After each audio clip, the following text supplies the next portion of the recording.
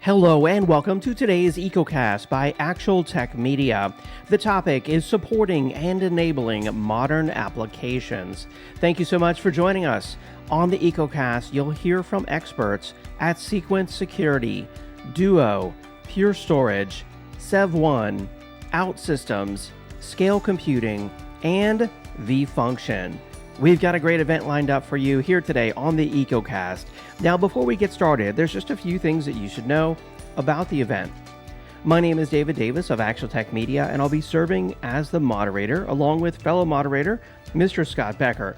We at Actual Tech Media created the EcoCast and MegaCast event series to help educate IT professionals, such as yourselves, about the latest and greatest in enterprise technology to help you do it quickly and efficiently from the comfort of your home or office, to help you get all your questions answered, and give you a chance to win some valuable prizes.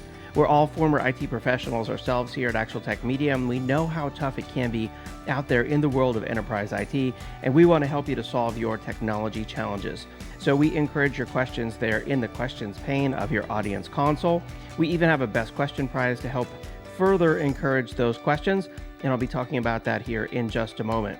I'll also have some poll questions for you during the event, and we appreciate your participation in those. As always on the EcoCast, we have a number of valuable prizes. I'll talk about those here in just a second. But first, I want to point out that we encourage you to socialize this event, and you can do that there in your audience console using the Twitter icon, and the hashtag for today's event will be automatically appended.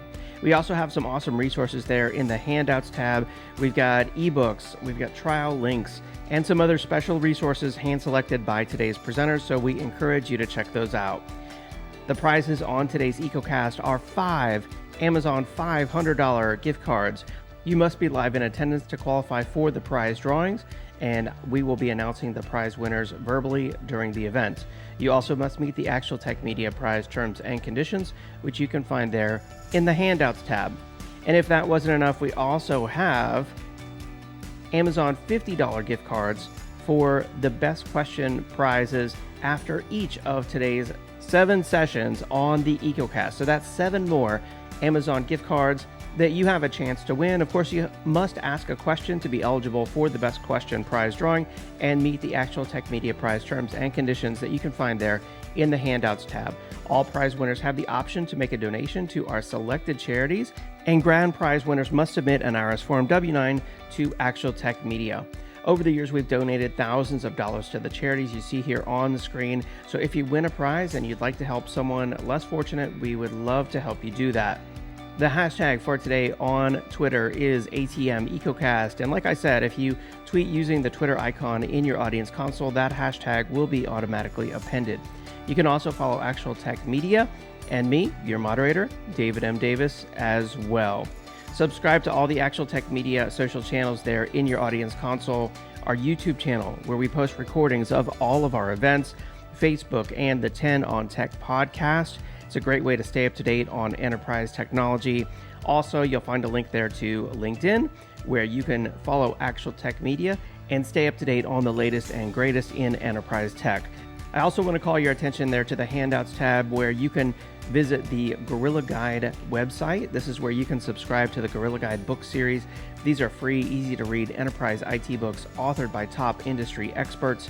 It's a great way to stay up to date on enterprise technology.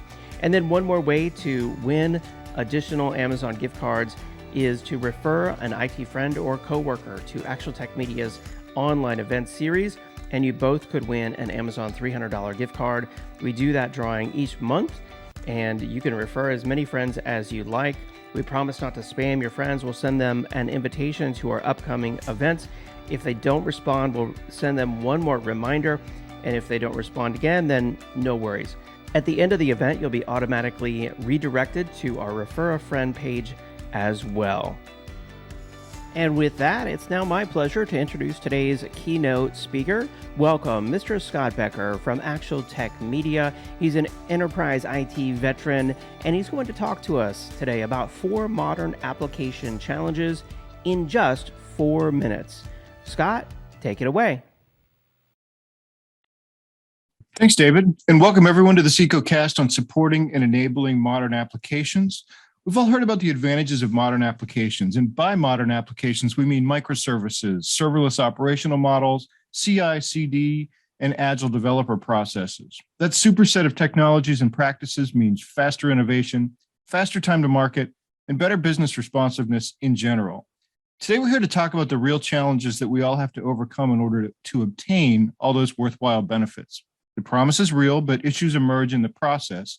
And I want to talk briefly about some of the major underlying challenges we'll hear about during today's event. Right now, I'm going to present 4 modern application challenges, and I'm going to try to do it in 4 minutes. I'd like to start with one of my favorite quotes from the late writer Kurt Vonnegut. He wasn't writing about IT, but he might as well have been. He said, "Another flaw in the human character is that everybody wants to build and nobody wants to do maintenance." As IT professionals, the maintenance always falls on your shoulders, and we'll talk about maintenance today. We'll also talk about building, of course, but in the real way that involves maintaining existing applications, or at least their essential functionality, and transitioning to modern applications in a realistic way. So what are some of those underlying issues? Challenge number 1, building the plane as you fly. Sometimes we start application development projects from a clean sheet of paper. We're going into a new area, but most of the time, we have to sustain existing functionality, often mission-critical functionality, while enhancing capabilities. We're going to hear from several top thinkers and solution providers on ways to triage legacy applications to help us conceptualize what applications to leave alone, which ones to lift and shift, and which ones to refactor, and then which ones to just build from the ground up. Challenge number 2, locking all the new doors. Modern applications and modern environments have a completely different security profile than old applications. We've got to keep the old security systems in place for the current data center because in tech, very little ever goes away. But we've got all new doors that the bad guys can stroll on into if we don't lock them up. One of them, unique to modern applications, is API security. It's traditionally been something that only software vendors had to think about. Now everybody is a software company. We're using APIs a lot more now, and they need to be secure. Another new door that has to be locked is all of the logins. The old model where users came into an office, logged into the network, and then accessed all their applications on premises and safely behind the firewall is over. Now users need to log into dozens of different applications and dozens of different clouds from wherever they need to do work. It's a recipe that requires a different approach, like single sign-on. Challenge number 3, ensuring performance. The new application models of modern applications bring new wrinkles to old problems. You've still got to worry about application performance. When you're looking at hybrid applications where you're maintaining part of a service locally, all the issues of local hardware speed apply. In the cloud, it can be difficult to know where the bottlenecks are, and that demands new ways of looking at network management. Then you've also got backup considerations. Your data may be in someone else's data center, but you are ultimately responsible for its backup, and only you know where all the elements of your applications are and what priority they require for backup.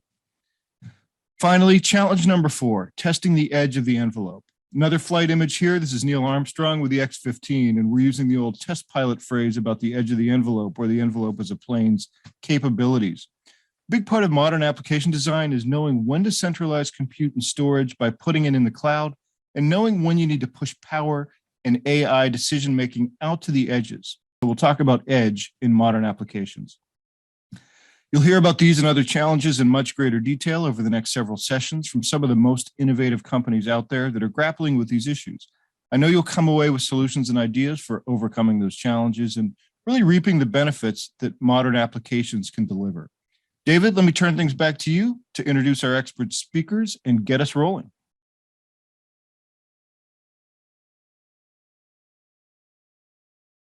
All right. Thanks so much, Scott. Really excellent content, really timely. I know a lot of companies out there are looking at, prioritizing their 2022 plans around modernizing their applications.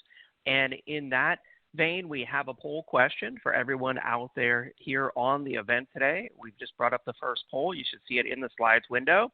And the question is, what are your biggest priorities around modern applications? And check all that apply. This is a multi-select question, so feel free to select more than one answer here. And if you don't see all the answers, you may need to scroll down a little bit. You can do that in the slides window using the slider on the right-hand side because there are multiple options listed here. And I will share the results of this poll with you in just a moment, as soon as we get a good number of responses. Also, if there's an option that's in your 2022 plan for application modernization and it's not on the list here, feel free to drop it in the questions pane and I will share it with the audience. In fact, here's one that just came in. Eric said that their biggest priority is cost savings, finding ways to reduce costs around the cost of running their applications. All right, so with that, let me go ahead and share the results of the poll here with you. And let's see, lots of good responses, really kind of a number of top winners on this, a number of ties. 37% said deciding which applications to modernize, also tied with single sign-on at 37%.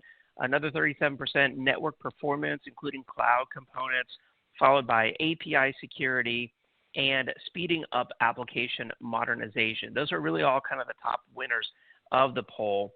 And then one other poll question before I introduce you to our first presenter. And this is simply, really what's your time frame for taking some sort of action around adding new solutions or updating your existing solutions related in some way to application modernization. And I'll give you a moment to respond to this one as well. Let's see, here's another great comment that came in from Cody, who said one of their challenges is maintaining a bench you can develop legacy applications in-house rather than choosing limited services by shopping from the shelf of vendor options that may not be as robust. So great feedback. Thank you for sharing that, Cody. Sanjeev said he wants to learn something new today to help better serve their clients. So great feedback. Thank you for that. And thank you to everyone out there who said hello or good afternoon, good evening from across the United States and around the world. We appreciate everything that you do in the Actual Tech Media audience to support our event series here. All right, so thank you for the responses there to that poll. It's now time to kick off the EcoCast. I'm excited now to bring in our first presenter. Welcome, Matt Kyle, Director of Product Marketing at Sequence Security. Matt, it's great to have you on. Take it away. Thanks, everyone. Thanks for having us. And thanks for the audience for their attendance. What we're going to do today is talk a little bit about cloud-native security and how you can accelerate it. When we think about the topic of modern applications, most of the definitions would probably include some sort of a cloud deployment, whether it's any one of the big three or one of the others public cloud environments. And you'd probably also equate that definition to moving towards a more modular, containerized, or microservices-based application architecture. So those are going to be the topics today. And obviously, at Sequence Security, a security company, we're going to talk about how you can secure those applications without injecting friction. So a little bit about the company. We've been around for a while, founded in 2016. We just landed our Series C funding, so we're still in a venture-backed mode. We are a API security platform with customers in financial services, retail, social media, and other verticals. And the differentiator that we bring to the table is that we're really the only API security platform on the market that approaches the problem of protecting your APIs from a prevention-first perspective. That was where we started. We started in the automated attack prevention era, and we've expanded that functionality to focus on API security and analyzing those APIs and assessing their risks and helping you fix them. So let's get started. So when we think about cloud native security, it's going to be very complex, right? It's going to be lots of different containers or microservices, perhaps in multiple clouds, multiple container environments, all connected with each other, right? So, how are you going to inspect, audit, and track those changes as your developers are rolling out new code, perhaps as frequently as every day or even more frequently? How are you going to apply application security policies? What are you going to do to govern the services across each of the different environments, both internally and externally? And then another question is, enable secure development, maintain reliability and uptime.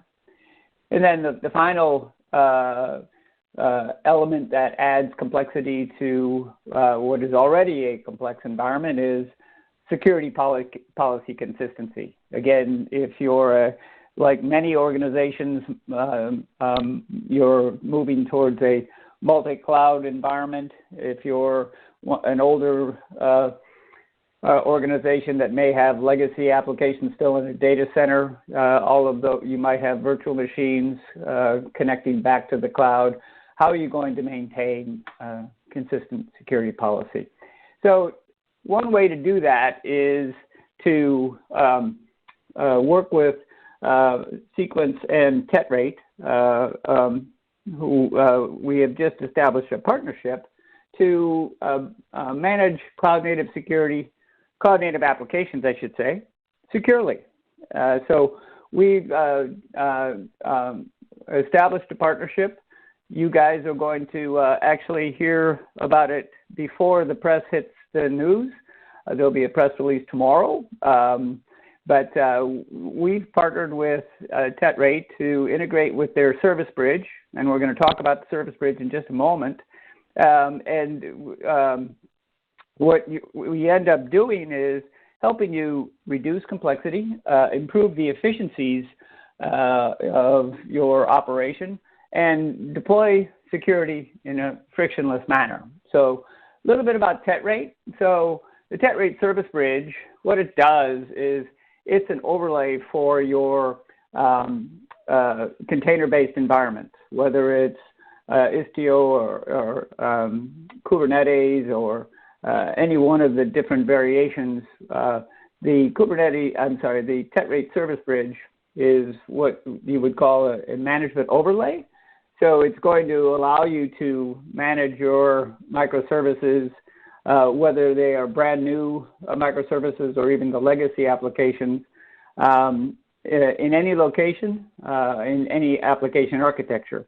So they're helping you reduce the complexity of application networking, giving you the ability to monitor the services, establish policies, watch and monitor the connections between the different services, those types of things. It's going to enable those developers to more securely and more quickly expose APIs, making sure that internal APIs are not exposed externally, those types of things. So it really does help you bring some semblance of normalcy to the chaos that you might be experiencing in your container-based environment. So let's talk a little bit about Sequence. I am going to delve into how Sequence can help deliver application-level security. So that application-level security that we would deliver is complementary to the Tetrate network level security that they give, giving you that full stack security, if you will. So we are a API security platform. The API Sentinel is one of the two pillars. The other one is bot defense. API Sentinel is going to give you that visibility and discovery and visibility and inventory tracking of your APIs. So we will integrate with the Tetrate service bridge. We can also integrate with many of the other API management components, things like load balancers, API gateways, CDNs, and other service mesh environments to give you that visibility into your APIs. We then will analyze those APIs for risks and look for threats within them to operationalize API security, if you will. Bot Defense is going to look at that traffic flow, looking for signs of automation, looking for signs of malicious use, malicious users hiding in plain sight. It'll give you that information and then allows you to use one of the predefined policies or create your own policy to begin preventing those automated attacks. Everyone's heard about the Grinch bots that pop up every holidays. The bots that will go out and purchase the high-end sneakers or the game consoles. That's exactly what we're talking about here in terms of the bots will attack the APIs and give themselves an unfair advantage when competing for those precious Xboxes, PS5s, NVIDIA cards, or sneakers.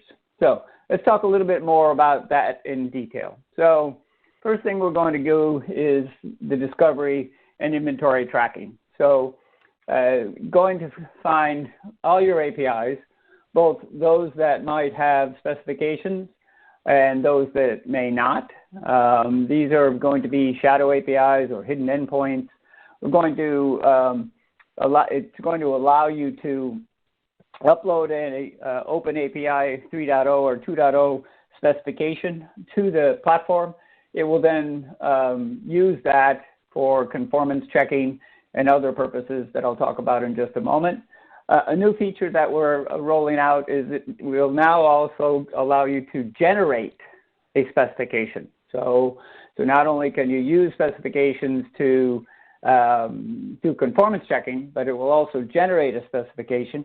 And the value of a specification really is, it's a step towards more complete documentation of your APIs so that you can, one, improve quality, and two, improve consistency, and three, of course, improve security. So there is hidden value in that specification capabilities. We're going to use the information that we're collecting to look for traffic patterns, malicious use, those types of things that can then be built into a policy for defense purposes. Next thing you're going to do is we're going to assess the risks. So there are predefined risk assessment rules. The standard ones are authentication. So it's going to look at your APIs to make sure that authentication mechanisms are in place, make sure that strong authentication mechanisms are in place. It's going to look for sensitive data patterns within the API communications. And it's going to also look, like I said, at Open API specification conformance. And it will also allow you to create your own risk assessment rules. Any of these risks are flagged on a score of 1 to 10, categorized low, medium, and high. You can then initiate alerts and remediation tasks directly from the product through the tools that you see listed there. So very powerful capabilities, allowing the security teams and the development teams to work hand in hand to make sure that the APIs are protected, but you're not placing an extra or undue burden on the development team to learn different tools or to add yet another tool to their already heavy tool-laden arsenal. Prevention. So, APIs exposing sensitive data. This is a drill down into what you would see when you're looking at sensitive data. Sensitive data discovery here would be used for data governance. So looking for APIs that might be exposing sensitive data, putting a financial services organization in jeopardy of violating their PCI compliance, or looking for personal information being shared without it being masked or encrypted. So very powerful capabilities. You see the different data patterns that we support there, credit card numbers, social security numbers, stack trace codes, and then you can create your own custom data patterns for analysis. Here too, much like the previous slide, you can initiate alerts and remediation tasks through Slack, email, and other collaborative tools that you might have in your arsenal. Finally, automated API threat mitigation. You know, one of the lines that we use to describe the problem statement that our customers are facing is, you know, their development teams love APIs. APIs have been around a long time.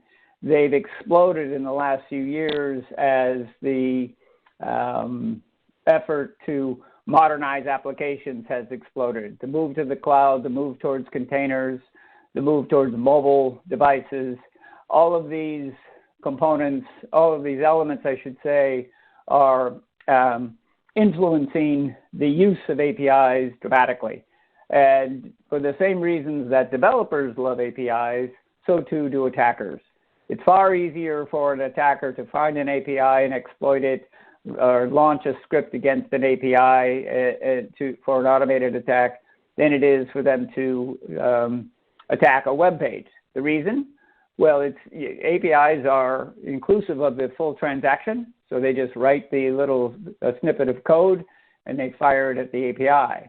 A web page, you still have to figure out how to fill in the forms and move the automated attack along the web page. So it's very, very powerful.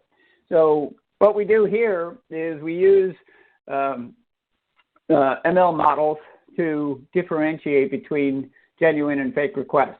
So this is something we've been doing now for five years or thereabouts. So looking for automated threats, hiding in plain sight, appearing to be legitimate users.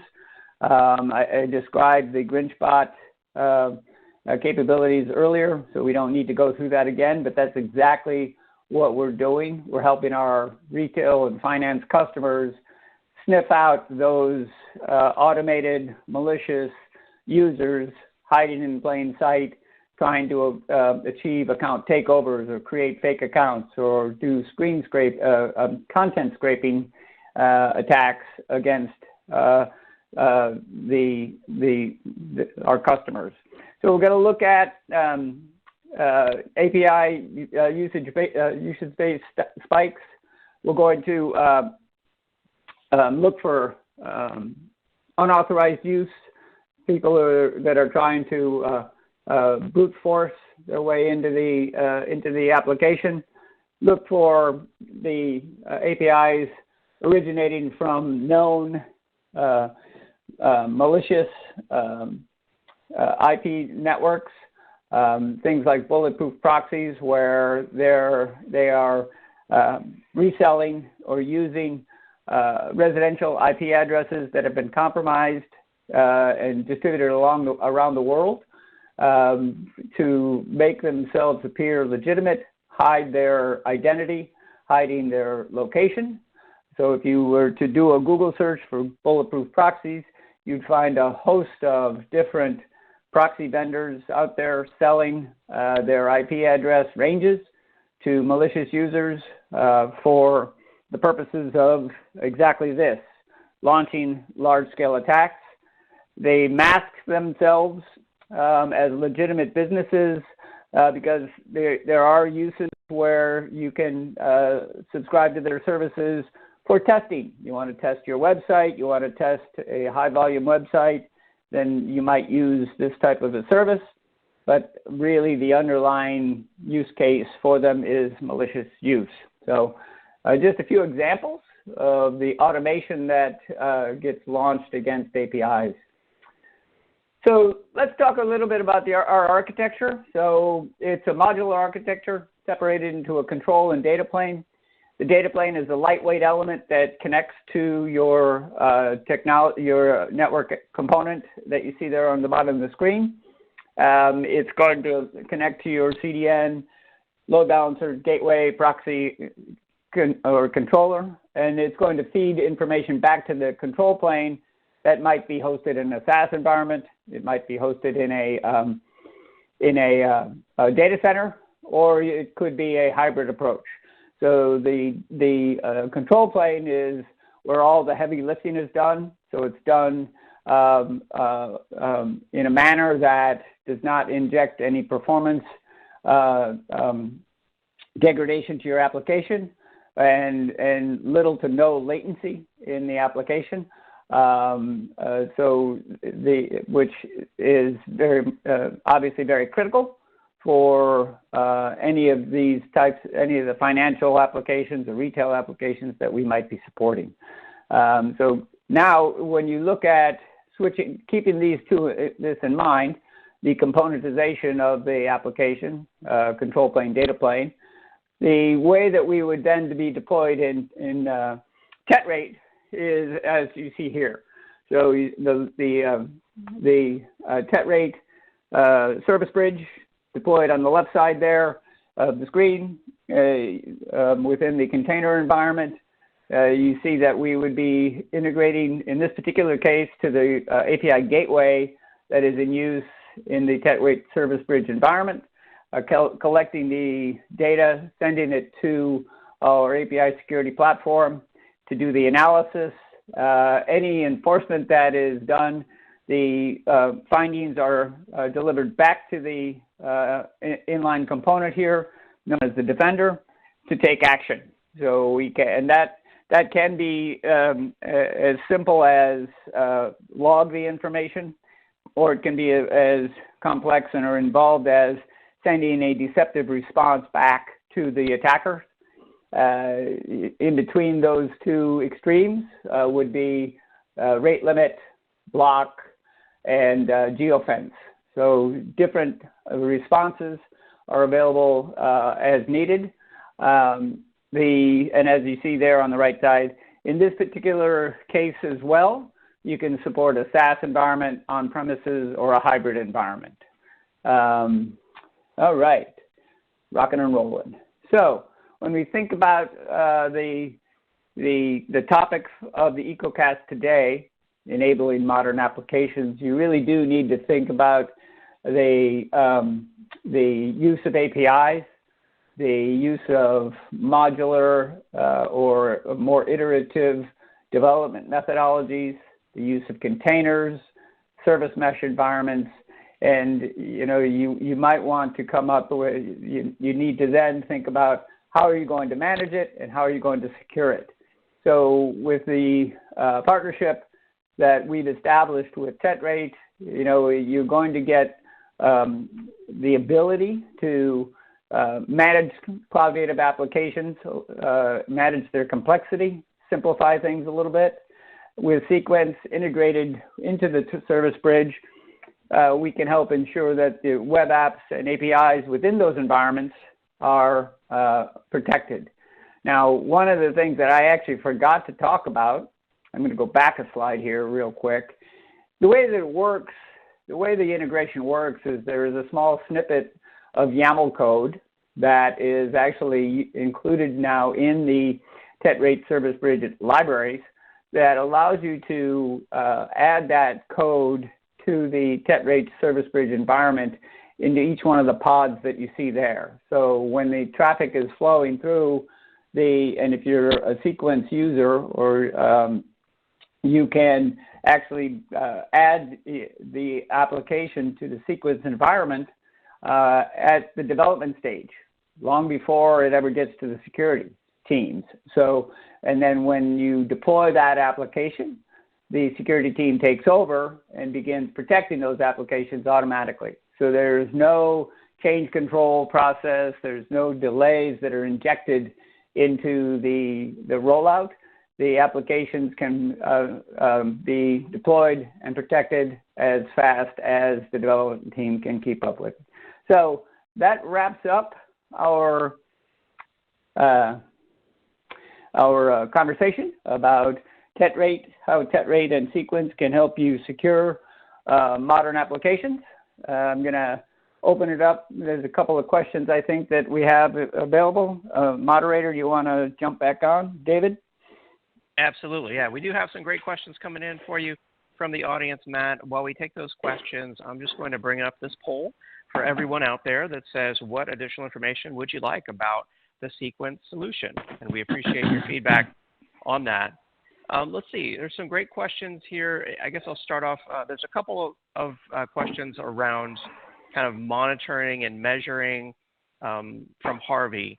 How do folks monitor, what's going on with their API traffic and kind of measure, the effectiveness of the Sequence solution?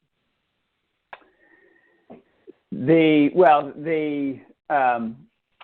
Sequence operates at runtime, so it's a continuous process. So you can set the refresh rates, if you will, to be instant, or you can set the refresh rates to be every few minutes. So as API traffic is flowing through the Sequence, flowing to your applications and therefore Sequence, you're going to see all that information in real time. So it's pretty seamless. And as I showed in the architecture diagram, there is little to no latency injected into that API traffic stream. Excellent. And then there's another question here. They're asking about, would this solution cause any sort of latency, with the API traffic? So there is a very, very slight amount of latency because the Defender component is extremely lightweight. All the processing is done on the back end. The average latency that our SaaS environment is injecting is less than 5 milliseconds. So that's pretty minimal. If there are metrics that you can set that will fail open, that will basically turn off the Defender if the metrics get too high, to again ensure that your application does not slow down or give your end users a poor experience. Okay, excellent. And then what about notifications? Like when malicious traffic comes in, what sort of notifications are available? You can set the notifications to be sent to email, Slack, any one of the number of different communication tools or collaboration tools that you might be using in your environment. All of the information that we collect can be exported via an API. So you can configure that API to send the findings for the malicious traffic out to another tool for logging and analysis, a dashboard, if you will. We have a integration documentation on the website for Datadog with Splunk in the works and will be finalized shortly.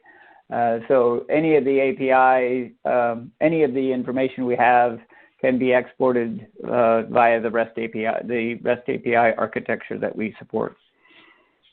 Excellent. And then there's a couple questions here about, how the API security platform is licensed. Is licensed? Yes. So licensed based on tiers per month, based on the volume of API transactions per month. So we start at around 1 million transactions per month, running up into the billions of transactions per month. And it's the number of transactions that we actually see. So when you license the product, you would say, we want to secure this set of APIs or this set of web applications, and the transactions are based on that, as opposed to your whole website, right? We're not going to be looking at your whole website or all the transactions on your web. we're just going to be looking at the critical applications that you decide you want to protect. Those might be the login endpoints that give you access to your financial records, the shopping cart of a retail site, the registration pages for a social media or a relationship site, those types of things. Got it. Okay. And then let's see, probably the final question we have is, what really makes Sequence API security unique in the industry compared to other solutions that might kind of claim to do something similar? Sure. I touched on it very, very briefly up front, but we are the only ones that take the approach, solve the problem of protecting your APIs with a prevention-first approach. So all of the other folks that you've seen out there or popping up out of the woodwork are working more on the development side, trying to find and remediate errors that developers might make before they get published, which is critical. It's an invaluable step in the modern application development cycle, is to release more secure code as opposed to releasing error-riddled code. But even a perfectly coded API can be attacked very easily. So it's very important that you protect what you've got out there already, prevent those attacks against the APIs, while simultaneously helping the development team to uncover and remediate errors before they get published or before they get exposed to the attacker population. So it's a prevention-first approach is the biggest differentiator that we bring to the table, and we've been doing it for 6 years. We're protecting large retail sites from bots that want to buy up all the sneaker inventory, financial services sites, telecom. So very, very rich set of enterprise customers use our product to protect those applications. Very nice. That's it. Yep. Great. All right. Well, Matt, it's been great having you on the EcoCast today. Thank you so much. Thanks, everyone. Bye-bye. And for more information on Sequence Security, check out the Handouts tab there. There is a resource on the API Sentinel solution from Sequence. And, of course, we appreciate your feedback there on the poll. I'll leave that up while I announce our first Amazon $500 gift card. This is going to Jason Lee from North Carolina. Congratulations. All right. So with that, let's keep the EcoCast moving. And I'm excited now to bring in our next presenter. Welcome to Seema Kathuria, Senior Product Marketing Manager at Duo. Seema, are you on? I sure am. Hi there. Hello. It's great to have you. Take it away. Okay. Hello, everyone. I'm pleased to be here. I'm based out of California in the Bay Area. And actually, I've been at Geocentral just approaching my 1-year anniversary soon. So it's just been a pleasure. I'm looking forward today to talking to you about single sign-on, or SSO, the gateway to your modern hybrid environment. And I think a lot of us could agree that it is becoming more and more of a hybrid environment indeed, as we are continuing to use a lot of the devices that we are used to, but in a world where applications are increasingly moving to the cloud and they don't remain on-premise anymore. So how do we make it easier and easier for those users, especially in different kinds of organizations who need to get to applications in a way that doesn't require them to have to remember a lot of passwords? And that's the key. So the agenda in the next 20 minutes, which I really appreciate your time, is what is the purpose of SSO? Why should we consider a single sign-on in the first place? I'd like to do a brief demo of what the experience would be for an administrator to configure the Duo SSO solution, as well as the end user experience, and what that looks like. And then what's new? We've actually, since the 1+ year that we've had this product out in the market, since 2020, just going to get to the 1.5-year mark, we've been introducing a number of enhancements based on customer feedback. So I'll briefly go over 2 of the key features that we recently introduced. And then finally, of course, offer you some resources if you want to go back to those and learn more. We'll also have a couple minutes of Q&A. So first and foremost, why is single sign-on something that you should be thinking about? The reality is that, the average user, when you look at the research out there in the market, is the average user can be accessing up to 35 applications, and this can be in a given day, given week, depending on what kind of organization you're working for. I've seen in the IT environment where I've worked for many, many years, I usually want to access at least 4 or 5 really common applications, be it Office 365 for my Outlook email, be it Salesforce to look up account information of certain customers that I want to reach out to engage with, be it things like OneDrive, be it a number of applications that I need to communicate for collaborate with my colleagues. So myself, I find that if I have to remember 5 or 6 passwords even, it's just a big hassle. And oftentimes for convenience, end users will end up reusing the same passwords. So it's really important for us to think about how single sign-on can reduce the burden on the end user to have to access all these applications on a given day or given week. The second important point is that having to manage passwords can really increase costs for IT teams and help desk support. It really drives it up because oftentimes the end user that needs to access those critical corporate applications ends up forgetting their passwords. And as a result, they need to get them reset, and it's not always self-managed. So it becomes really a big burden every time to open a help desk ticket and have IT come in. That's a cost to that. And IT obviously has a lot of other priorities also to deal with rather than just having to keep on managing password resets, for example. The third point here on the bottom right is that reuse and simple passwords can be very risky. We know how many times we've heard in different data breaches that passwords happen to be maybe on the black market. They happen to be posted somewhere where they shouldn't have. And therefore, those passwords are used by adversaries to log into accounts and then perform any malicious activity, be it stealing important information, be it key logging on people's different devices, and then bringing, that harm further to that end user and potentially even, trying to use their identity against them. So there's a lot of ongoing risks that are associated with using passwords multiple times, using similar passwords in different online accounts nowadays. So single sign-on can really help to mitigate that risk. And finally here, the trade-off between user productivity and better security continues to be an ongoing challenge.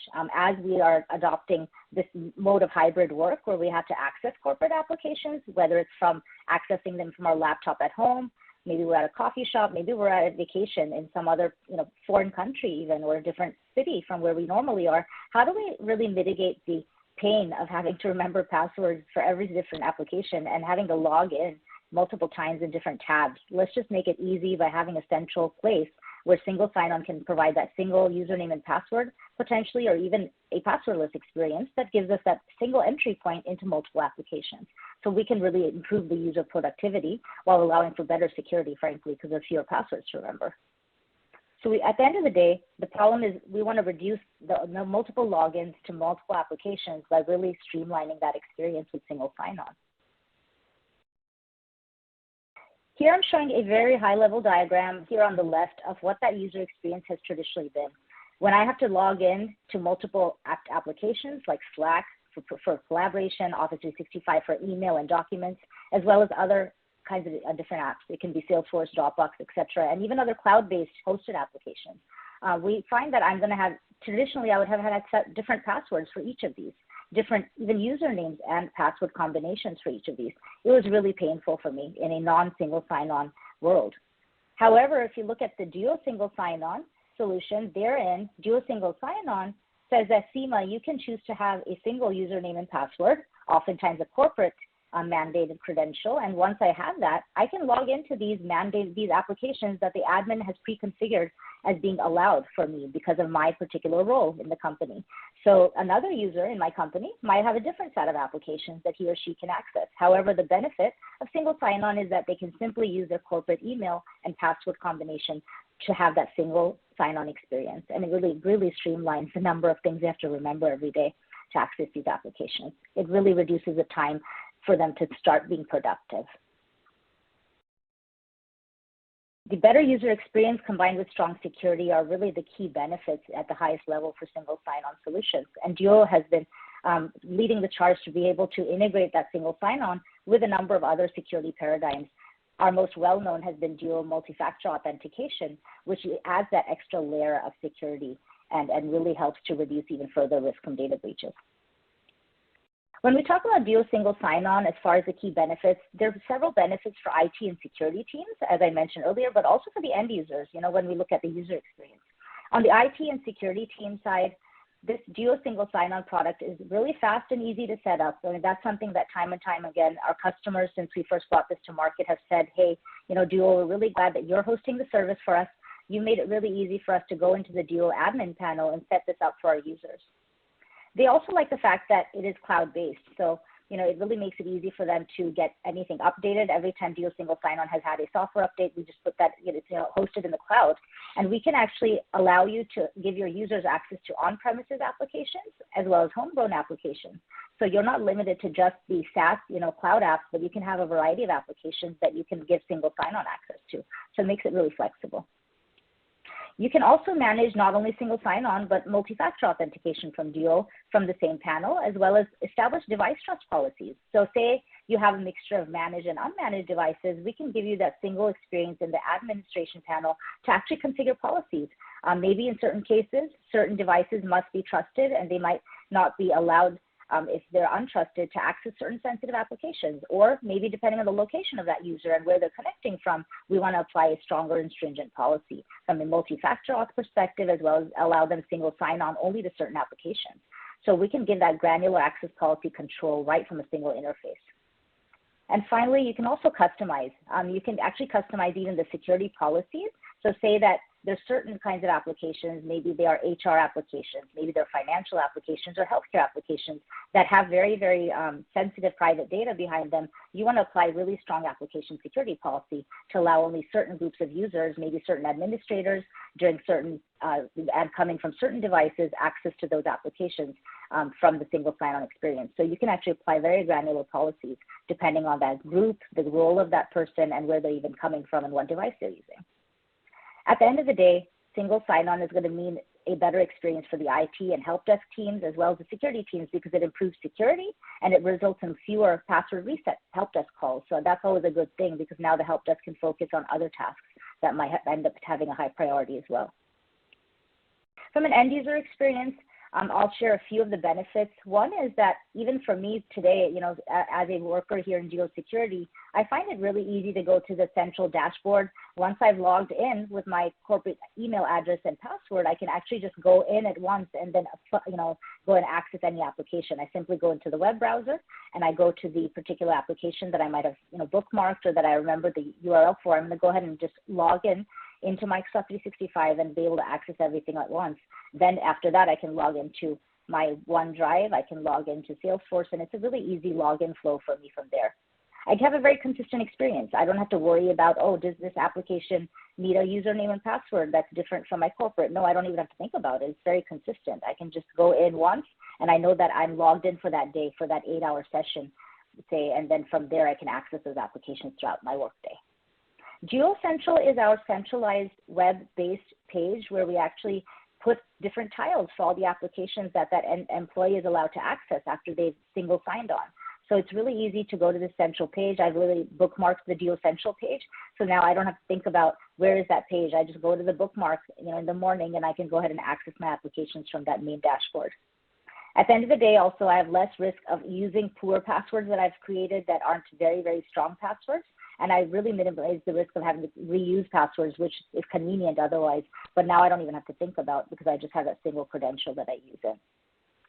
The benefit also when we think about this single sign-on experience is that ultimately we want to create a platform where people can even think about a passwordless journey. So while today I might be using a credential like my corporate email and a password, I can even at some point decide if I want to go with a biometric type of a login. I can actually make that pathway. This allows me for that kind of pathway with Duo, as Duo is going to a more passwordless world, and we recognize some customers are earlier on that journey.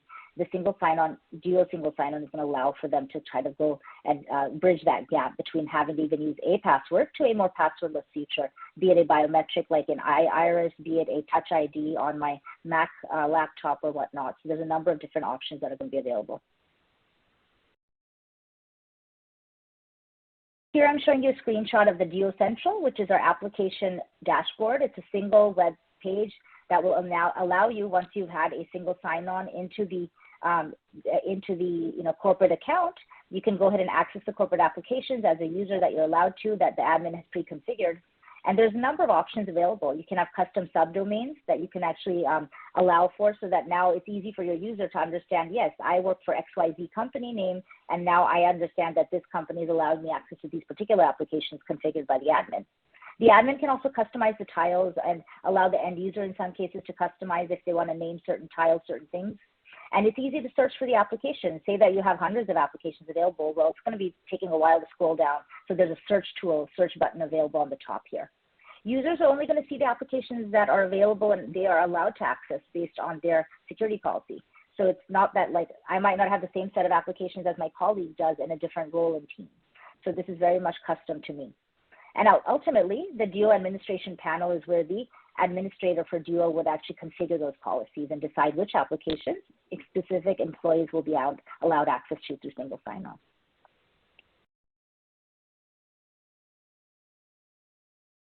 Let me give you a very quick demo to show you what that experience would be. In the first case, I'm going to click through to go to the admin demo. So let's take you into that user experience. So here I'm going to show you an experience of the Duo admin panel. You can see here the URL. This is their admin panel for Duo.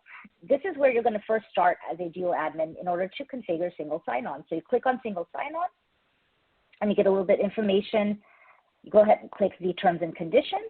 This is where we're going to activate and start the setup of single sign-on for our employees. You would want to create a custom SSO subdomain, which the idea here is you want to create a subdomain that's going to be really tailored for your own company.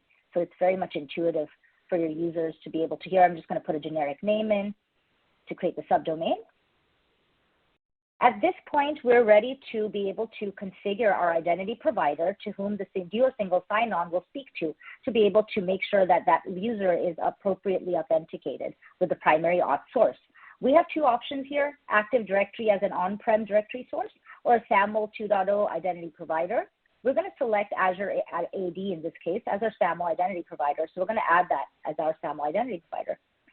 The next set of steps is going to be all about copying certain entity fields that are pretty much going to create a connection between the SAML identity provider as our primary auth source and Duo single sign-on. So here you see there's a bunch of copying and pasting that needs to be happening, and this will happen between our Azure AD and Duo single sign-on. Here you see Azure AD. We need to create those connections here by providing the appropriate schema data in the configuration.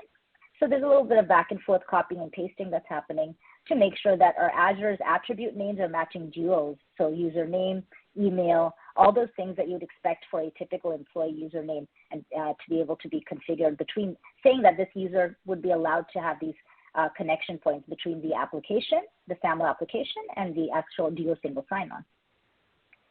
Finally, as we make those connections between the user attribute names within Azure and Duo, we can proceed here. Most of these steps are completely described, by the way, in our admin guide, so you'll be able to easily walk through them on your own time also. But you can see a lot of it is just configuring Duo SSO within Azure AD and configuring Azure AD within Duo SSO admin panel. This is the final step where we're going to configure Duo single sign-on to have that connection point for the SAML identity provider, in this case, Azure AD. So we copy and paste the entity IDs, the actual URL that we're going to actually point our users to for single sign-on. And then the final step is downloading the certificate from Azure AD to set up that trust.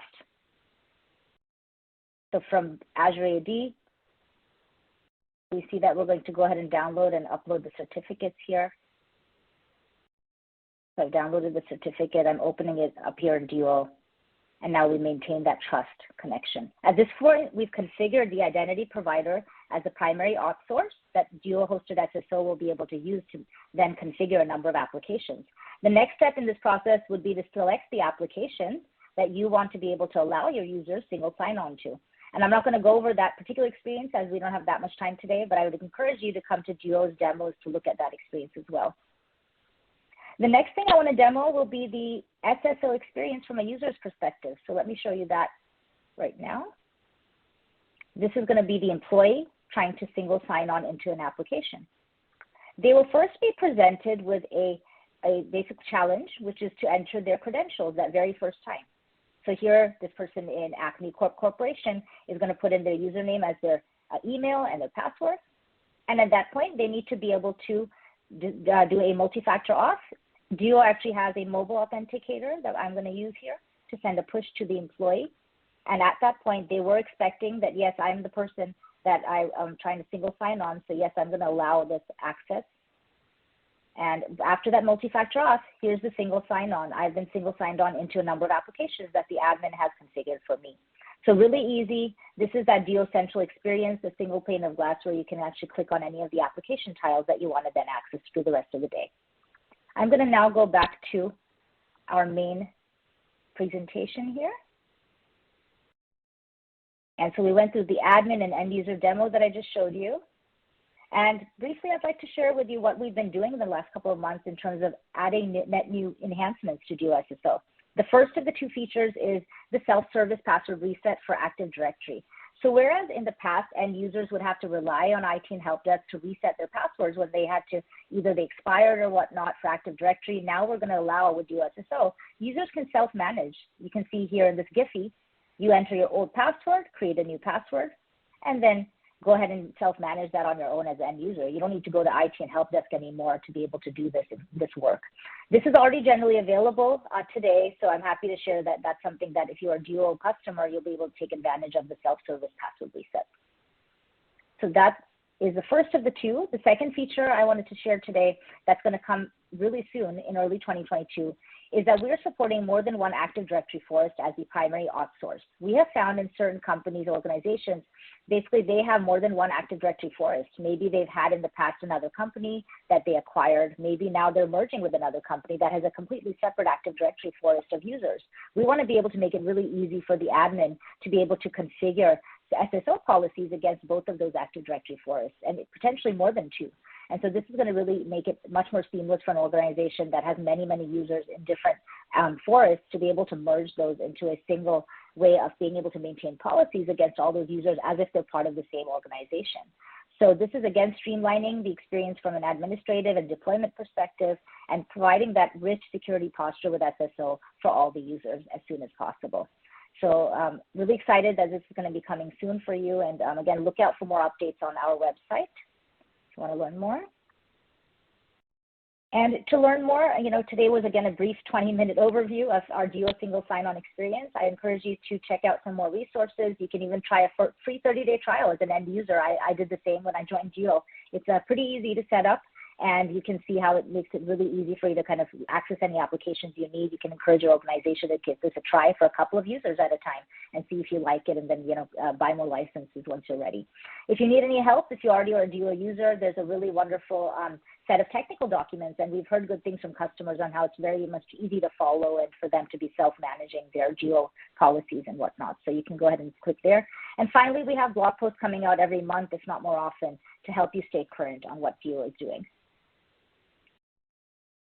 I will take it back now for Q&A as that's the end of the formal presentation. Absolutely. Yeah, great presentation. Really cool demos. Thank you so much for sharing that. We do have some questions for you, Seema. While we take those questions, I will bring up this poll for everyone out there in the audience. We want to get your feedback on this. What additional information would you like about the Duo security solution? And so lots of good questions coming in here. I'll just go ahead and start with this one from Crystal, who says that they use SSO, but they have passwords expiring every 90 days or so, which means that users have to log into different programs and applications and change their passwords, which takes a fair amount of time. Do you have any suggestions for them on how Duo might be able to help by perhaps changing it for all applications and programs? It's a very good question. To me, it sounds like, for one, that there's mention of the passwords expiring across multiple applications. So I think there might be something in there. Probably have to dig a little deeper on the technical kind of, configuration side of, like, are those the applications we're saying that the passwords are expiring for all of the users of those applications? In which case, yes, I think that would be a combination of probably looking at the specific application itself and seeing as to how Duo SSO might be able to hopefully streamline some of that, but when you look at passwords expiring from like a Duo SSO perspective on a more of a per user basis, that is something that, if you're looking at the person's own, main credential. When you look at single sign-on, it's usually that primary credential. In this case, with Active Directory, as we said, we are trying to streamline by allowing them to reset that Active Directory, the main password, into those applications. When it comes to the individual applications, however, that's something that Duo wouldn't have visibility into those individual applications, for better or for worse, just because we are really sitting at that front end, of those multiple applications that end user is being allowed to access. So I think this might be a little bit more of a deeper dive that we'd have to take at a custom level for those specific applications. And it would be something that would be discussed with those specific application vendors, be it if it's a Microsoft application, be it if it's a Salesforce or another vendor.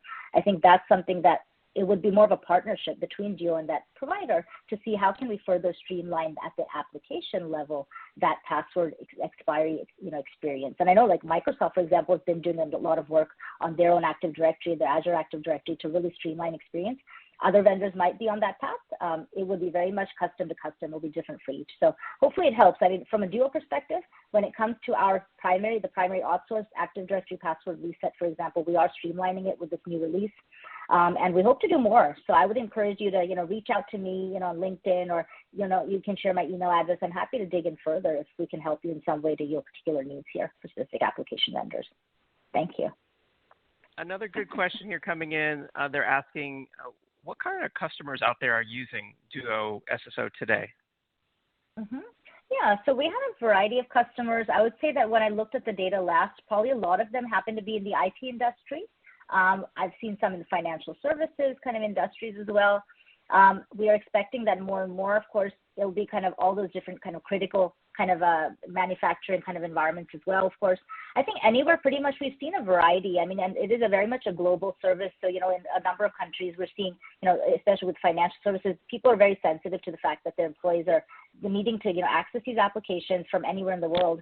And secondly, that they don't want them to, compromise the passwords. So, we've seen a variety. I would tell you the 10 or 15 different kinds of industries, but primarily today IT is really savvy and they're starting to use Duo SSO much more, and financial, that comes to mind. But it really goes, across a variety. I can't say any one particular industry more than the other. And the other reality of it is that oftentimes it's a two-part. It's like not just Duo SSO on its own, but we see Duo MFA plus Duo SSO being used more so because a lot of our customers start with that MFA experience combined with SSO. They say that, we recognize that we want to definitely put Duo MFA in front of our applications because we're very concerned about, phishing attacks, for example. And we also want to create a seamless experience for the end user because we know that they're using 5, 10, 15 applications in a day. We don't want them to have to deal with multiple passwords and then compromise the integrity of the user experience when they're logging in. So we are seeing that they might start with MFA and then they add the SSO. And the beauty of it is Duo SSO is available with all our additions, whether you choose to go with a really basic Duo MFA version all the way up to Duo Beyond, which adds a lot more device management posture features as well. So it's pretty much a number of industries using it today. And we intend to kind of go even broader, hopefully over time, to kind of go out to a wider set of applications. Today we support SAML applications. We're expecting to add other protocols over time also. So hopefully that answers your question as far as the variety of different customers. And it is in the kind of that thousands of customers mark. We've traditionally had an on-premise solution, which was the Duo Access Gateway, and then we moved to a cloud hosted, which is the Duo SSO. So you can imagine that a number of customers continue to be on-prem and some are using cloud as they're moving to cloud as well. Absolutely, yeah, and we got a lot of good feedback here coming in from the audience as well. Chris said Duo has been a great addition for us. We're very happy.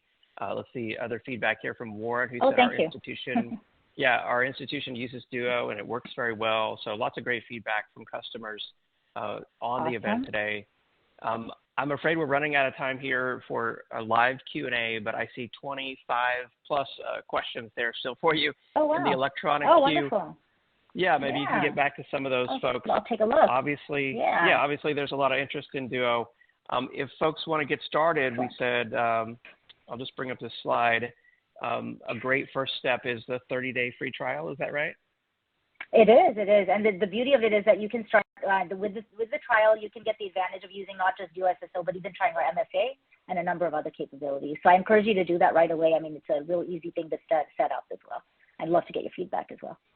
Thank you. Awesome. Well, great presentation, Seema. Thank you so much for being on the EcoCast today. It's a pleasure, and let me know offhand, also offline, how I can help answer some of these questions here. This is new for me, so yeah. Awesome. I can do that. All right. Thank you. Thank you. And I should point out to everyone there in the audience that link on the screen for the free 30-day trial. If you just mouse over that, you can click on that, and that will open a new web browser tab or window there on your local computer, and you can sign up for it yourself. All right. So great Q&A there. It is now time to move on to our next presentation on today's EcoCast.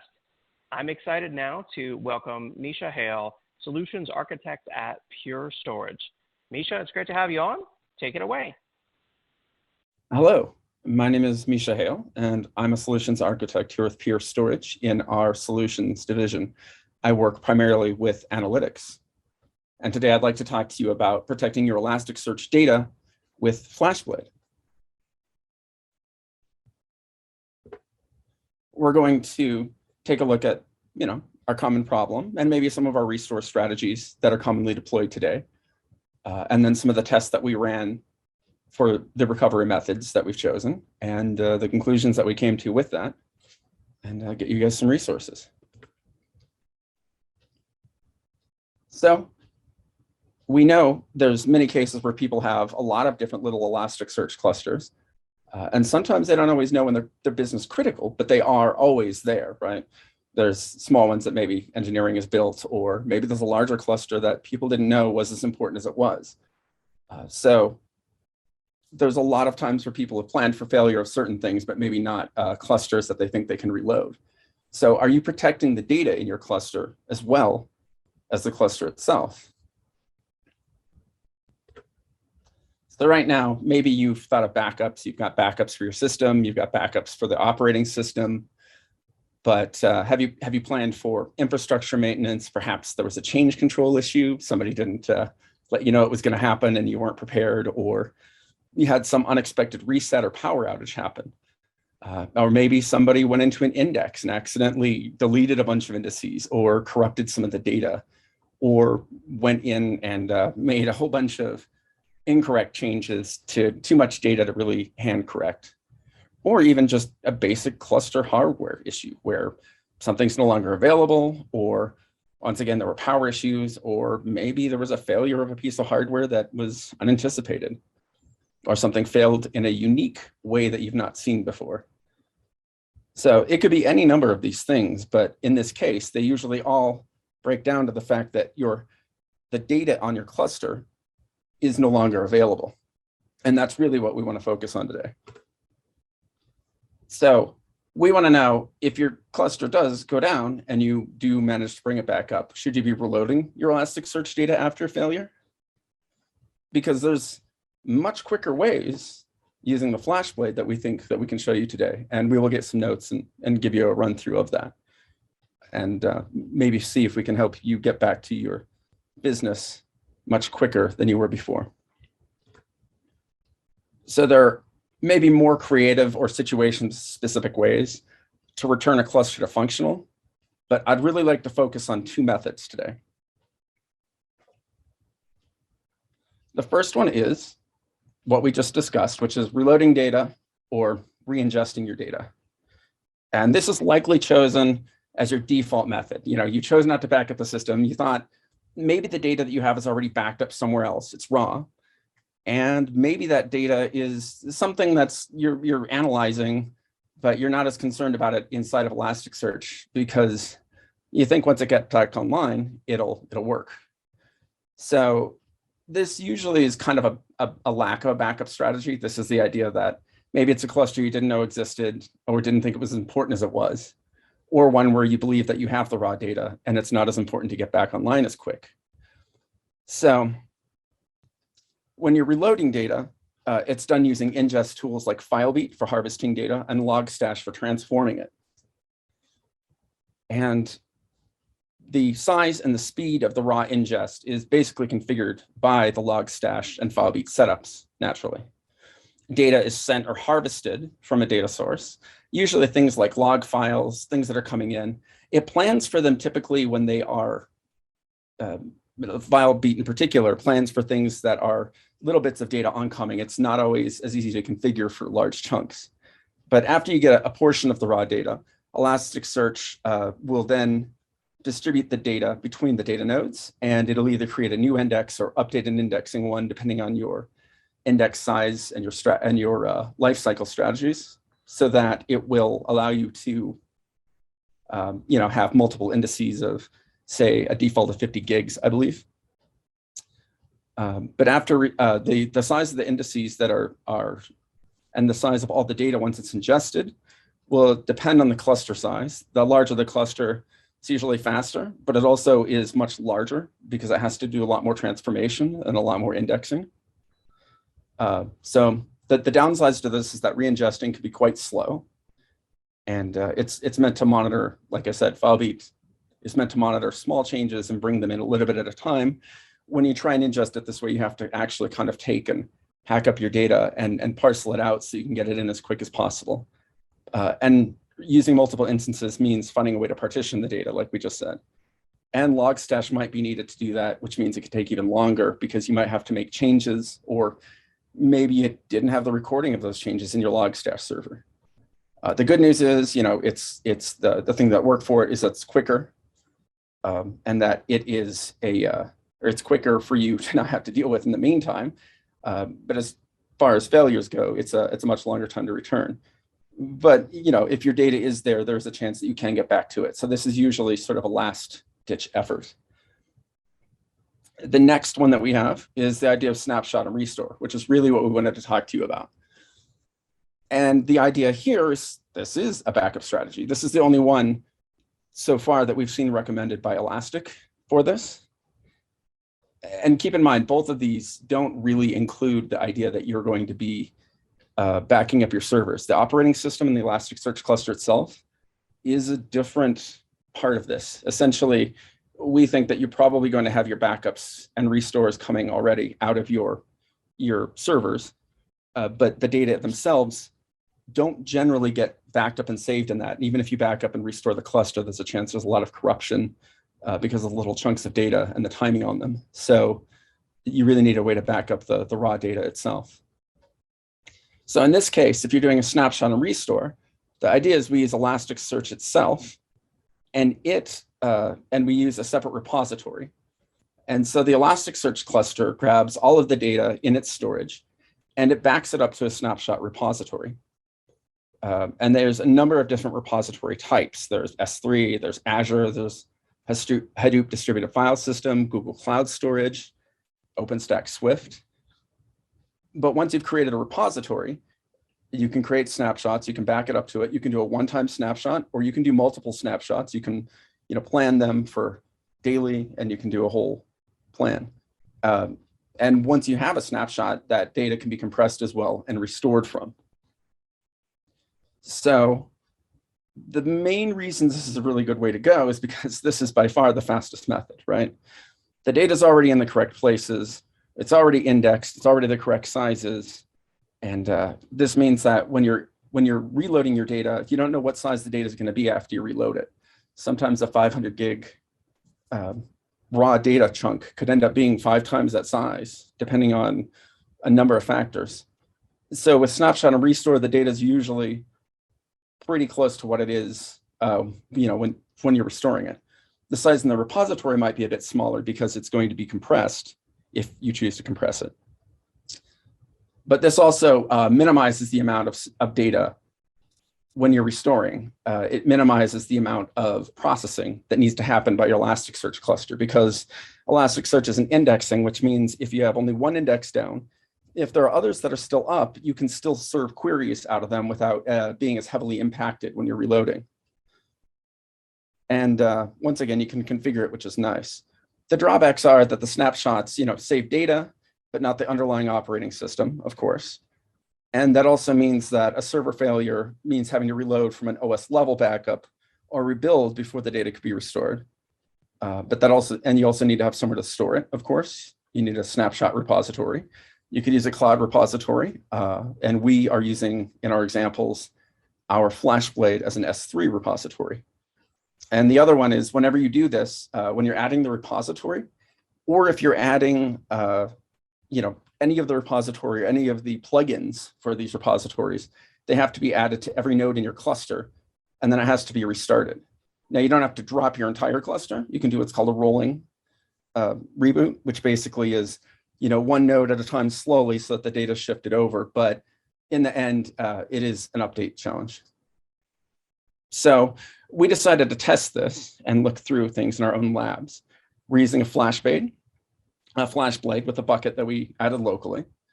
And this makes the process so much faster for us because both from storage and setup, you don't have to worry about having everything offsite. It's already here with you. And with Flashblade object storage, you can perform snapshots locally as you would with a cloud provider, but you don't have to build a local server cluster to host it. So we tested this in our lab just to kind of understand how to configure it and see how the snapshot and restore method compares to traditional re-ingesting. We used a Flashblade object store here to store the snapshots and restore them. And then we had a cluster using elsewise, or a cluster configured otherwise. We built what I like to call stacks. And the reason I call it a stack is I call this a 4 stack because what we're looking at here is we have data sitting on an import data. So for re-ingesting, these might be logs, these might be something else. And then it's going to be ingested into our cluster through FileBeat or Logstash. We have 3 masters, which is enough to allow us to have some downtime, like a real cluster would normally have, in production. We have a Kibana node for monitoring. And then I called this a 4 stack because you've got 4 FileBeat nodes and 4 data nodes. And in this case, those are the data on the Elasticsearch cluster is sitting on an external storage device. And we are using our S3 repository for snapshots. And we're using S3 on a Flashblade here. And then we also decided to test this with a larger cluster. So again, we called it like an 8 stack in the same way that we did the 3 stack cluster or the 4 stack cluster. And that is that we have 3 master nodes, 1 Kibana node.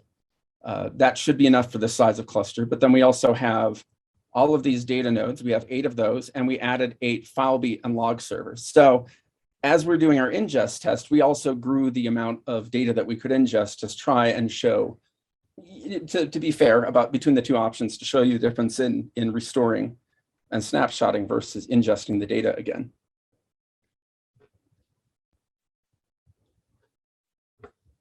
And we were looking at about 500 and a terabyte.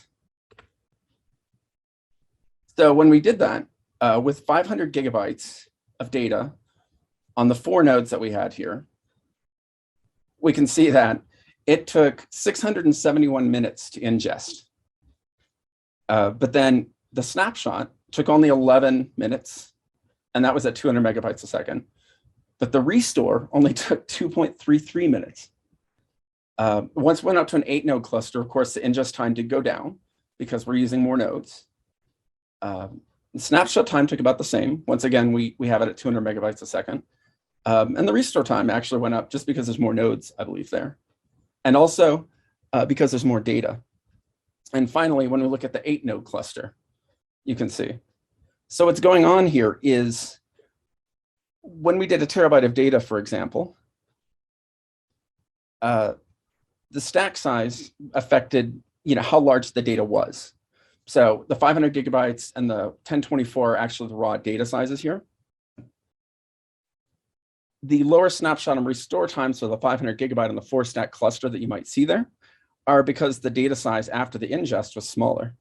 The 4 stack cluster was about 541 gigabytes, and the 8 stack cluster was about 1,153 gigabytes of data. The 8 stack cluster actually had more than 2 times the amount of data in the 4 stack cluster. So how much faster is it to do a snapshot and restore than ingesting, looking at these numbers? I mean, because it's always hard to compare something like this. But it comes out to about roughly 24 times faster on a relatively modest 8 node cluster with a terabyte of data here. So when you're looking at it purely at restore times, it's about 63 times faster. It would take about 17 hours, 1,020 minutes just to ingest with 8 FileBeat nodes compared to just 16 minutes with a restore. The snapshot took over 25 minutes by itself, but would likely not happen as part of the restore process. We wanted to kind of show you the end of both times so you could see them together.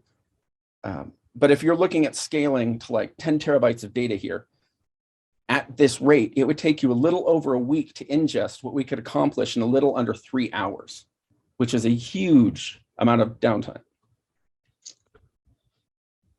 So we think when you're thinking about your backup strategy for high priority analytics systems, we would like you to think about faster recover times if you use snapshots and restores after your ingestion of, rather than ingestion of raw data. Even if it's a system that might be moderately important, I think it's an important thing to think about using a system that you can quickly restore from any failure rather than waiting. You probably got other things going on after that issue, and it would be much easier just to do your restore rather than having to deal with these issues. We have right now matching Flashblade storage with scheduled snapshots that we think would be a great idea for speedy recovery. So you could go back a day for any issues, of course, or corruption. And when you have a mission critical Elasticsearch cluster failure, there's usually a faster way to get your data back online. And we think with Flashblade, having data locally with you really does reduce the downtime possibilities there. And I'd love to take the time and show you guys a quick demo of this, if we have time to do that. So if I am to get out of this,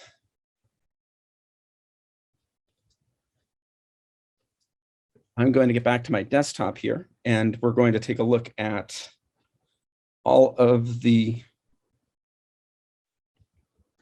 buildup that we have. So this is the 8-node cluster that we were testing on recently. And in that 8-node cluster, this is the Kibana node that we're on in the website. And I'll just probably open a terminal here so you can kind of see the commands that we ran. So what's going on is in this cluster, if you go through Kibana, of course, it allows you to take a look at what's going on. And if we go to stack management, we can take a look at this. This last one was a lot of data that we loaded. This was ingested data using FileBeat. In this case, it's about I believe around 40 indices. And if we look at hidden indices and roll-up indices as well, it comes out to be considerably more than that even. And this comes out to around, I believe, 2.5 terabytes or 2.3 terabytes of data. So if we go and take a look at our snapshot and restores now, you have your repository. This one says AWS S3, but it's actually a repository that we created. The way you would make a repository is you can go into the command line. In this case, we do that. Because if we're using a Flashblade, there's a little bit of a different way to go. We might make a new repository. You have to tell it it's an S3. Read-only URLs, of course, are for URLs, and shared file systems are for using different methods than what we want to use. But on our Flashblade, there's no way to put in an endpoint. It goes immediately to S3 on AWS this way. So if we want to add our own repository, we actually have to go through the command line. What we're doing here is I'm sitting on the master node. I'm already SSH'd into it on my Elasticsearch cluster. And if we were going to add things into it, the first thing we would do is add our keys into the key store. So if you've created your S3 bucket, once you've created your user, it will give you a secret key and an access key. And what we would do here, I will show you the keys in our key store at least. I did this ahead of time because we probably don't want to put the keys out, on a video, but it's important to see. So we created this thing called the S3 client offnet S3 access key. There's also the default. So if you just create something using default, it would use these keys. Once we put these into our repository, we went through and created from the command line using curl, which if you do a lot of Elasticsearch, you do a lot with curl. So in this case, we added this in here. We added as a type S3. We added the bucket. We told it about the bucket error snaps and everything else. We have a gigabyte max restore speed and 200 megabytes max snapshot speed. This is recommended by Elasticsearch. The 1 gigabyte is something that we found just works really well for us. It depends on your environment. You could go faster, you could go slower. Elastic recommends the 200 megabytes to make sure snapshots don't impact other searching activities. So we called this my offnet S3 repos, which is the one that we see over here under repositories. And once you hit enter, it creates it. And then finally, we made a test snapshot.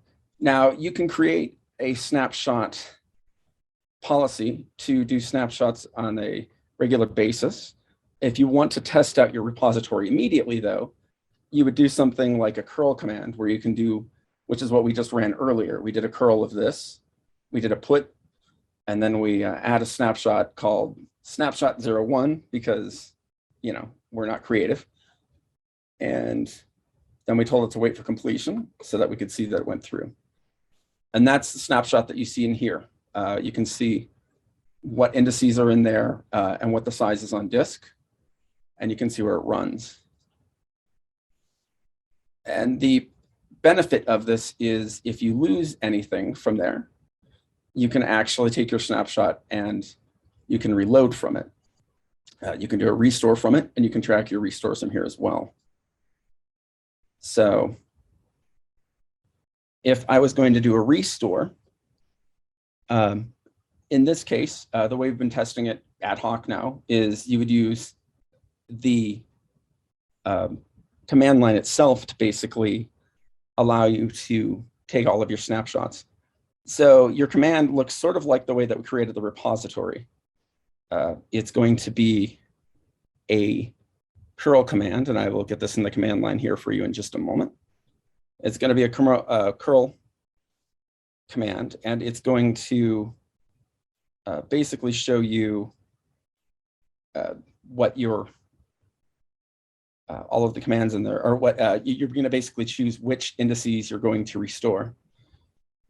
So it might look something like, this is an older one, but if you were to restore a lot of commands, or a lot of indices rather, you might do something like, oops, this, where instead of hitting enter, you would go talk to the host, tell it you're going to do a snapshot, and give it the snapshot that we just created. In this case, it'd be snapshot 01. And you can tell it which indices you want to restore after you've deleted them. Or you can restore all the indices, and you can keep an eye on the state in your restore status. And finally, as far as snapshots goes, you can create a policy. So you could call it daily snapshots if you want. You can call it my daily snapshots if you want to be really creative. And you can give it a time. That way, when it takes a snapshot, you know it's daily snap, whatever time, and you give it your S3 repository. So we can follow their example. My snap.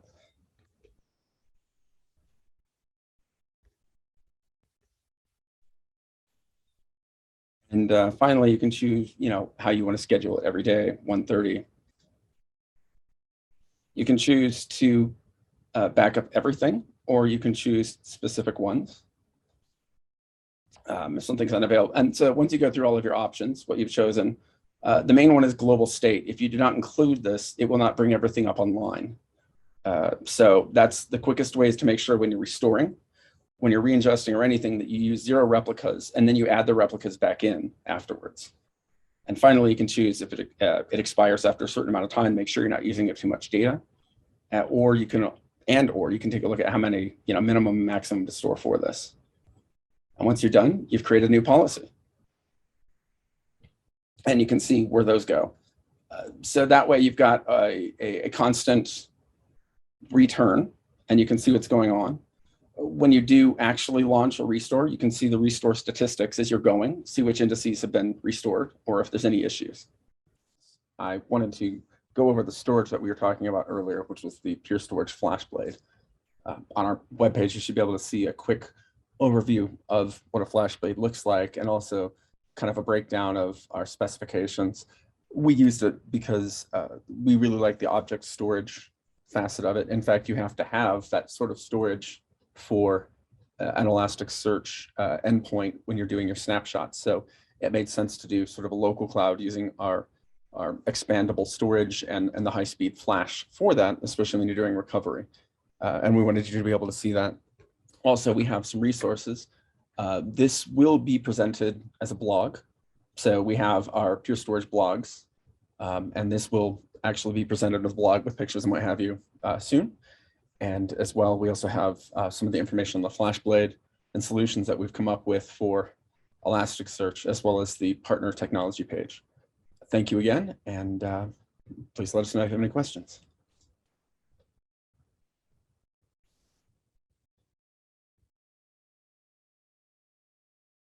All right, great presentation, really cool demo, Misha. We appreciate that.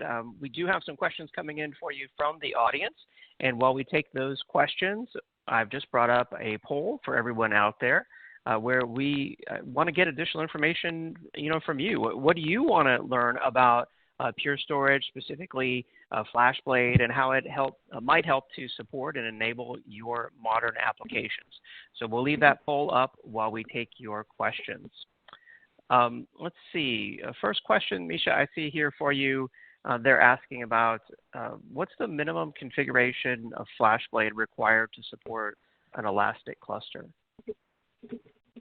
Well, they start at 7 blades, and they go up to multiple chassis from there. So you could even go with the most minimal, but as long as it's network attached, you probably want to be in the same network, preferably not routed if you can be, just for, the sake of your poor router. But other than that, there is really any of the base configurations should work for you. Okay, nice. And then here's a good question from Cody, who's asking, how does this compare to other solutions in the same space? What really makes this unique? Well, first of all, Flash Storage, Flashblade, based on the name, as you can tell, is actually Flash. So having basically an intelligent Flash node gives us a chance to not just give you the speed, but also deal with failures. But also, I think the operating system and the way things are configured are considerably easier than most other storage types I've used in this sort of area, especially if you're doing something like cobbling together multiple projects and having to compile. Here, everything's built, and I think it's got a very easy-to-use interface, and it's very quick to set up. Nice. Very nice. And then what about scalability of Flashblade? There's a question out here they want to know, can this scale up as my data scales up? Yeah, actually, and that is, of course, that's one of the benefits of S3 as well, right? It's that you don't have to worry about creating new partitions and creating new nodes and spreading everything out. Definitely. This is, like we said, meant to scale past multiple chassis. And with each iteration, we're always extending how much further we can scale with it, which is always a nice thing. And so it allows you the speed of Flash, but also it allows you the scalability of object storage. And especially since it's local, it allows you much lower aggregation or much lower latency than you would deal with going off network. Excellent. And then I know, the demo here was around Elasticsearch with Flashblade, but there's a couple of folks out here who are curious, if Flashblade could be used to store their data protection, backup data, and use it to, perform kind of rapid restores. But definitely.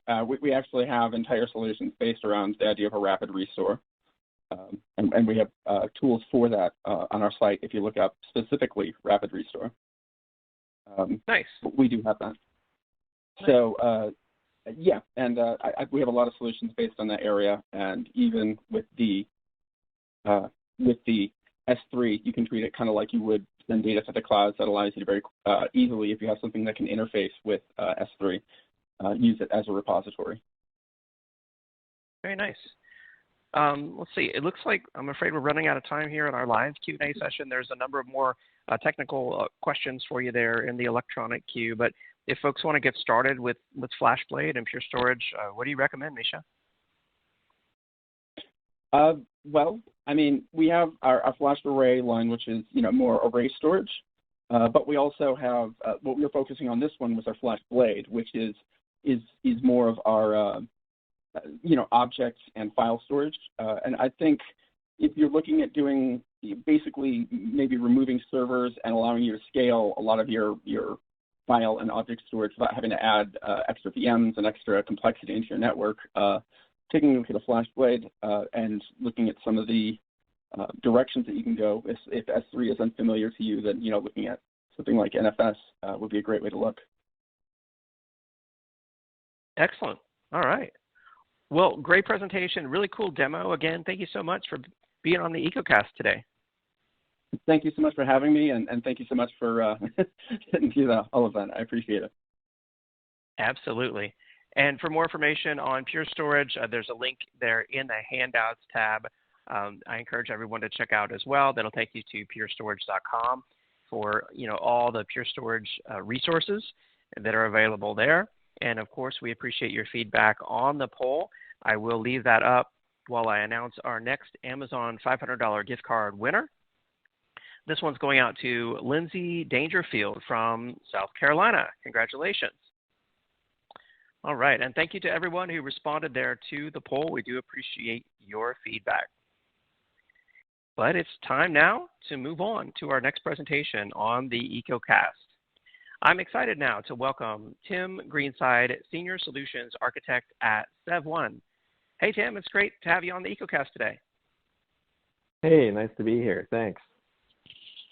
All right, so let's go ahead and get started here. I am Tim Greenside. I am Global Solutions Architect with IBM and I'm in the SevOne product team. So let's see if I can figure out how to advance my slides here. Here we go.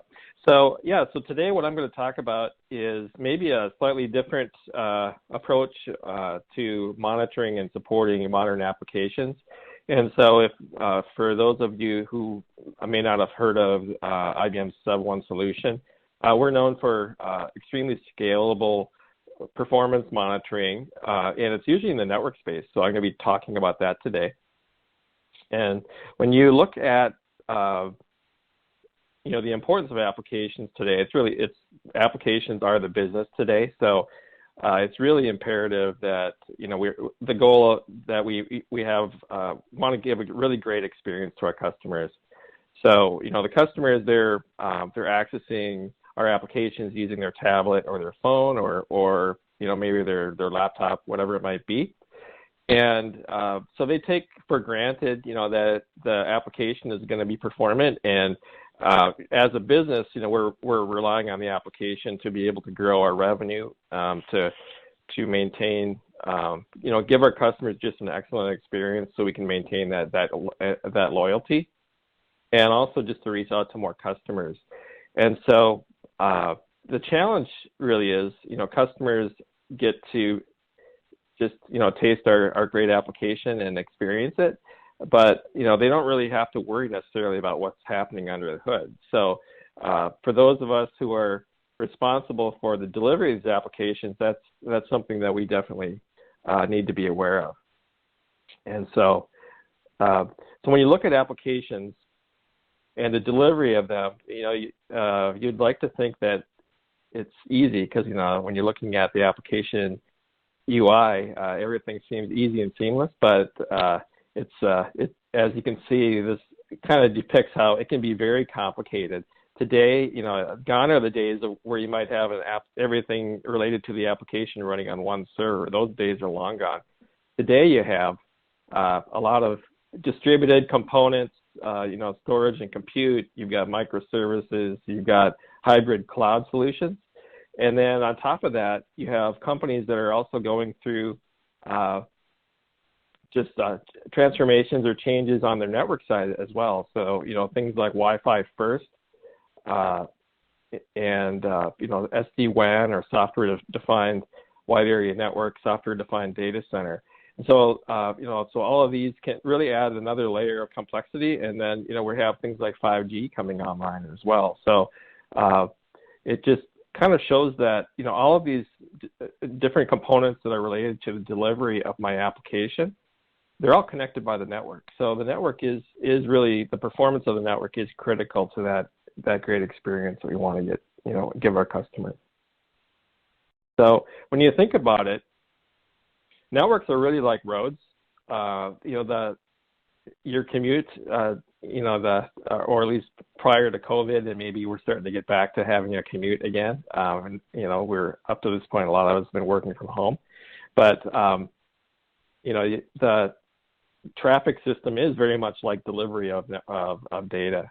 You have, when you think about it, you've got you need to have network availability, or you don't want your roads to be closed, right? Because if the network's not available, just like on the road system, you're going to have to reroute traffic, and so then that can delay you to get to your destination. And on top of that, you have things like maybe the number of lanes that a road system has. Do you have enough bandwidth to support all of the traffic that's flowing over your infrastructure? You want to try to avoid congestion, errors and discards that could be impacting the delivery or the transport of your application traffic. And then also, just like we have the HOV lane where we can give expedited services to those people that are in a carpool, as an example. We have things like QoS and policies that we can put in place so that we can make sure that we're focusing, getting the really time-sensitive application traffic to the head of the queue, or getting it there quicker than just the standard slower traffic, keep right type scenario. In addition to that, we want to be able to monitor responsiveness.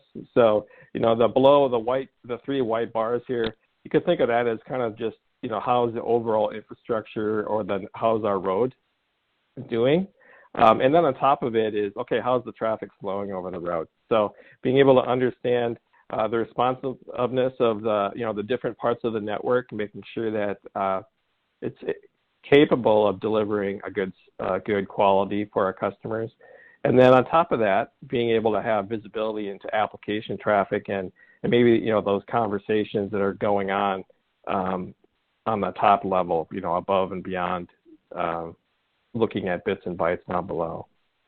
So as you can see, there's a lot of different things that you need to be aware of from the network's perspective, and how are we delivering performance. And so it can be really challenging to be able to collect all this data. And so the challenge, legacy systems weren't built for today's networks. So, legacy monitoring systems. So when you're trying to collect the data, a lot of the legacy systems were built when networks were a lot more static than they are today. I mentioned, today we have things like software-defined networking. And so, whereas in the old days, things might be static and they wouldn't change very much. You'd have a rack and stack guy that would set up a router at a site. It was a physical box. You'd have dedicated lines, things like that. They wouldn't change very often. And then, so you could get by with maybe 5-minute polling to see what was happening. Today's networks, they can change super rapidly, and because they're software driven and they're policy driven. So you need to have a solution that is able to keep up, that's able to talk the language of the new network. So, in the old days, you might have things like SNMP, Simple Network Management Protocol, which has been a standard around since, the past 40 years. Today, you might need to be communicating with an orchestration system that is actually responsible for configuring all these devices with software. So, using things like APIs instead of the traditional methods of SNMP. So that's where it can be really challenging. And so you need to have a solution that's positioning you to be successful, not only for the historical methods that are still being used today in a lot of cases, but also for the newer types of technology that's coming down the road. So, what if you could be able to gain full stack visibility, on all of your data? So the challenge here is you have a lot of different ways of collecting the data. You have a lot of different vendors out there. You don't have any one single solution where you're collecting everything. So being able to have a solution that has lots of vendors already pre-certified out of the box, the ability to see not only metric performance data, but also the net flow or the flow data, which gives you more application insight into what's flowing, is important. The ability to collect billions of data points a day is also important, because when you think about it now, networks aren't getting any smaller; they're not going away, and there's a lot of different things that you need to be able to collect, different metrics that you need to collect for the network, as well as for the application components that are riding over it, and the ability to support the networks of today and tomorrow. And then in addition to that, once you've got all the data coming in, now we need to be able to make sense of it. So we have machine learning-based advanced analytics that what if you could be able to know if something is normal versus not normal. So, instead of, the old days, we would have a hardline threshold that would be set. So, and you don't want too many events, so you might set that that high watermark threshold pretty high. And so you'd have to wait for things to get really bad before you'd be notified. And so that wasn't very, very efficient or effective. So being able to baseline and learn from, what normal looks like, so that you can tell when things are not normal, that puts you in more of a position to be more proactive about understanding and maintaining your application, how your applications are flowing across the network. Also having flexible alert policies. So, if I learn that maybe a backup occurs at a particular, like off hours at 1 a.m., and maybe that saturates a network link, and I also see maybe my compute is high, being utilized very high, I can learn that that's normal. So then I don't have to generate an alert when that occurs, because I've learned, what normal looks like. And then being able to do things like dynamic capacity and trending on the data as well. So one of the things that the Seb1 solution does is we keep all of the data points that we collect at the granularity that we collect them for up to a year. So that gives you the ability to go back and use that data to perform capacity and trend analysis on the data, doing things like projecting capacity moving forward. So anyway, so we talked about having all the data. We talked about having the machine learning based analytics. Now, also take a look at, we want to be able to share that data, right? So getting it out to the teams that can make use of it. So what if you had advanced visualization and workflow capability? So Seb1 has a lot of out-of-the-box dashboards, so that you get day one value out of the solution without having to configure anything. And it gives you the ability to, we have these curated, well thought out workflows that allow you to start at a high level, maybe at an overall alerts dashboard, and being able to navigate from a particular alert of interest into the related data associated with it. We also have the ability to pivot between metrics. So we have what's called chaining, where we can chain from, if we see a latency issue or we see high utilization, we might want to see what's causing it. So being able to drill directly from that metric into flow data, or also, maybe looking at Splunk or Elk log data as well, to be able to see what's currently happening and what can give me additional visibility into what might be impacting my, the delivery of my application.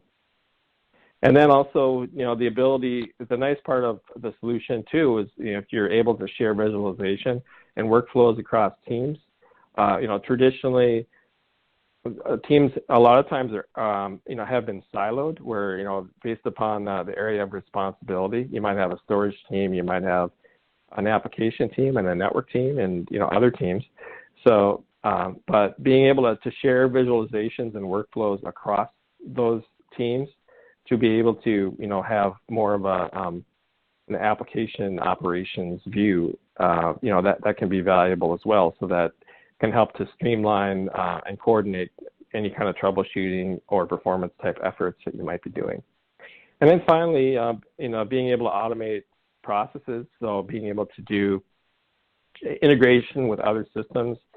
So we have, things nowadays, we see a lot of use of webhooks.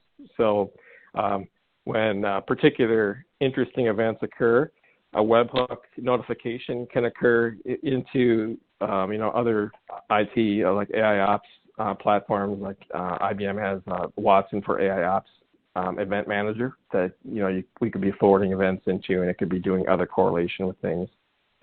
We can also stream metrics to other systems like data lakes using Kafka and Pulsar. And then we can integrate third-party data sources also on the same dashboard. So being able to do bidirectional integration, not just exporting data out.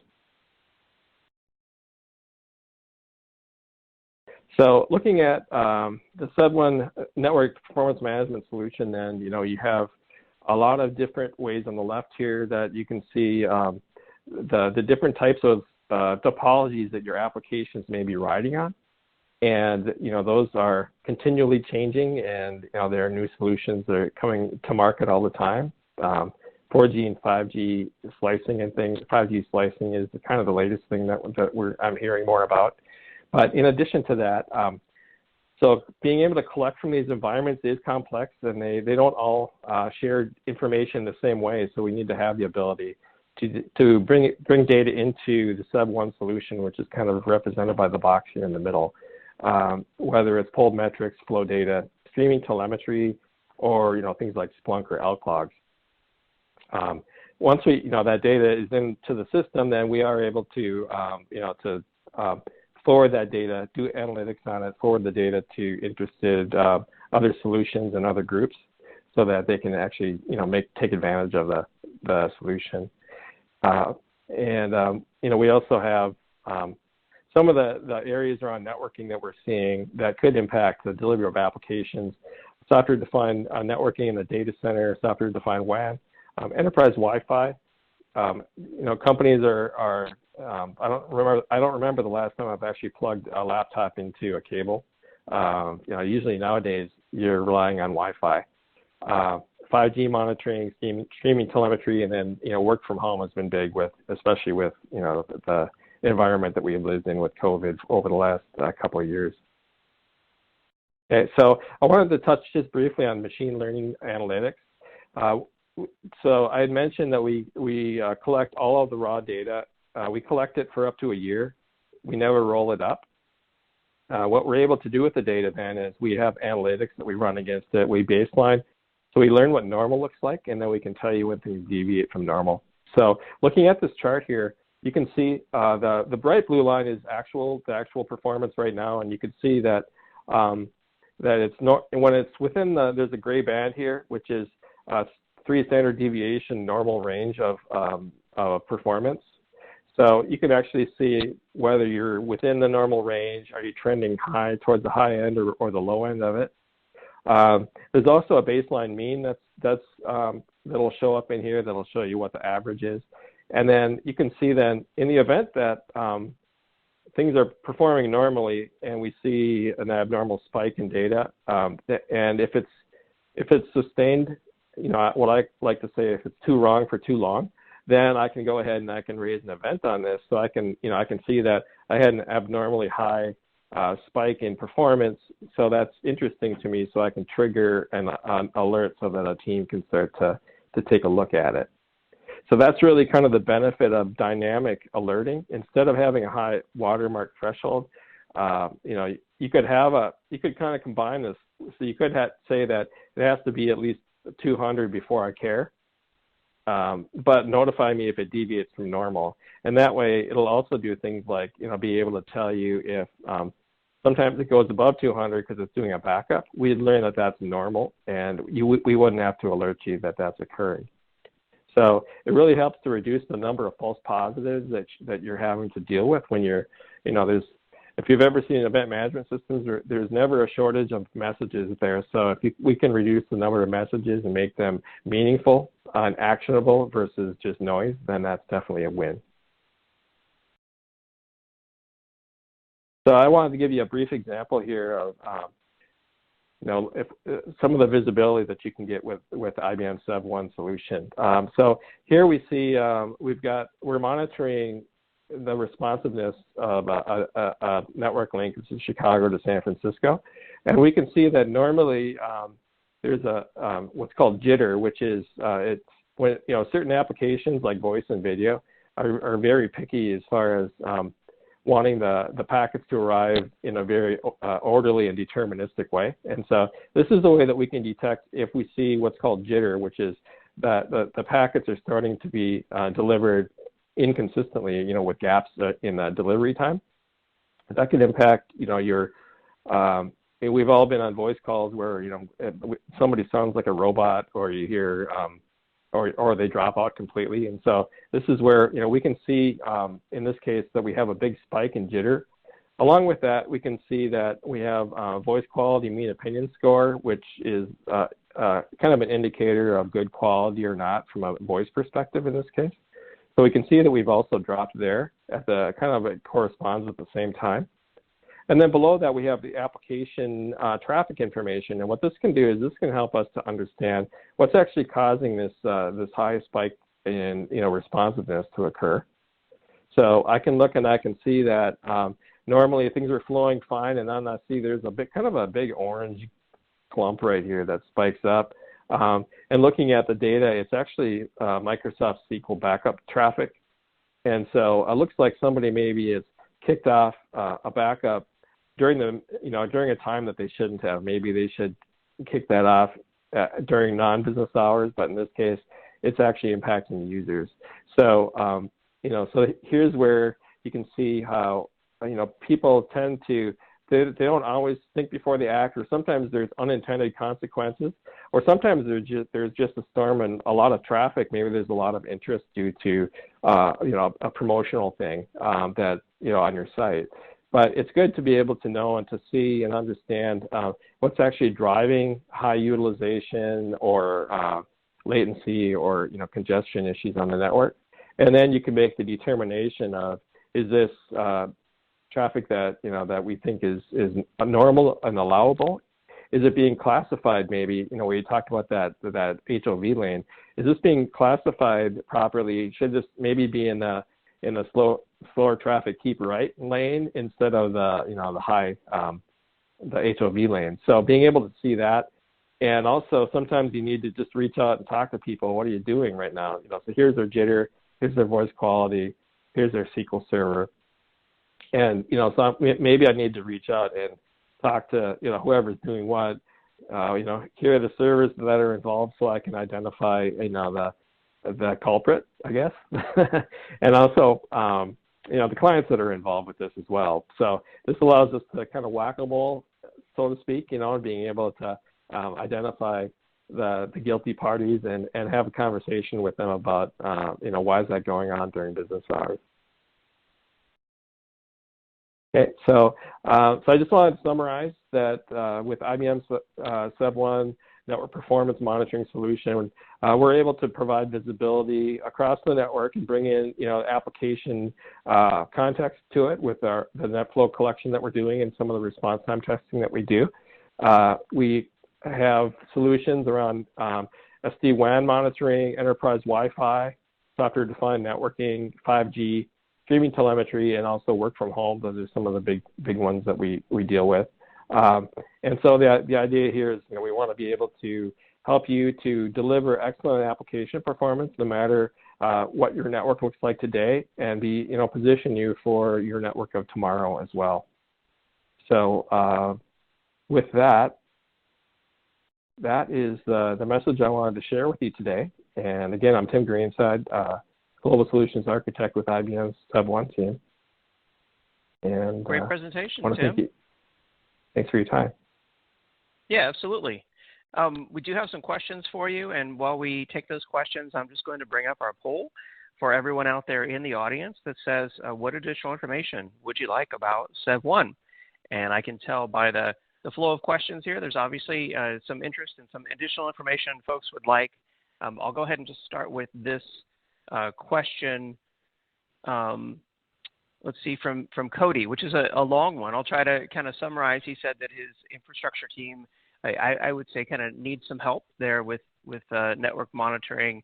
And the question is, what changes are your customers making to allow Wi-Fi to be more reliable for production? And is that something that SEV1 is able to help with? So there are a few things that our customers are doing. One is, as far as monitoring enterprise Wi-Fi, just having the ability to have visibility. You're talking. Wi-Fi is definitely, it's an interesting one because it's definitely an Internet of Things problem where you have, depending on the environment, you have all kinds of users, a lot of guest users, along with maybe your normal corporate users, or depending on your business, if you're a coffee shop, you may have a lot of users that you may or may not see again. So being able to collect all of that data, you could be talking thousands and thousands of users. You could be talking, hundreds and thousands of access points and wireless LAN controllers. So being able to have a solution, first of all, that can scale to that environment, but also be able to, so we can provide visibility like radio quality information, making sure radios are actually haven't failed. Sometimes, you can, things do fail. Also having visibility into things like rogue access points and having to try to help to defend, the radio frequency, the signaling that you have. So we're able to collect data. We can aggregate data as well. So you can see, you can monitor important users along with monitoring, getting, the aggregate data for customers on different SSIDs or different communities of users. And that can help you to identify. We actually do a breadcrumb trail of all users, so each user we can kind of follow them throughout your wider or your Wi-Fi enabled network to be able to not like a big brother kind of a thing so much, but more the focus is to identify where if they're having a good experience or a bad experience in a particular area or in a particular building, then we want to be able to see that so we can help the solutions, the NOC guys to be able to help to get to the bottom of things and try to maintain, a great solution for the customer. Okay. Yeah. So it's kind of a long drawn out thing, but it is Wi-Fi is definitely it's an interesting one, and it's one that we're monitoring some extremely large Wi-Fi networks now, and so we've we've learned some great lessons along the way. Nice. And then there's another question here about they have some Splunk log data they might want to use to help troubleshoot things as well. Is that something that you can bring in? Yes, we don't actually collect the syslog data itself, but we can integrate with Splunk or Elk solutions to be able to pull log data that's relevant when, to looking at, if you're looking at a performance issue and you'd like to see the log data associated with maybe some of the components that are related to that performance issue, we can definitely bring those into that same interface to that report that I had showed. We could have added log data in there as well if it made sense to. Nice. Yeah, I bet that could help a lot of companies out there. All right. Well, Tim, there's some more technical questions for you perhaps in the electronic queue, but I'm afraid that's all the time we have here in our live Q&A. A great presentation. Thank you for being on the EcoCast today. All right, thanks. And for more information on SEV1, I encourage everyone out there to check out the Handouts tab, and it's there that you can download a PDF resource on IBM SEV1 Network Performance Management. Download that now, and you can check it out after the event. All right, thank you to everyone for the excellent questions. Don't forget about our best question prize we're doing for each session, so keep those questions coming. We'll leave up the poll question while we announce our next prize winner. And to do that, I'll hand it over to Mr. Scott Becker. Scott? Thanks, David. Yeah, and as David just mentioned, it's time for our next prize drawing. So the winner of our next Amazon $500 gift card is Michael Whalen from Massachusetts. So congratulations to Michael. We'll be in touch about claiming your prize. And for everybody who's filled out the poll here, greatly appreciate it. And we're going to move on to our next presentation.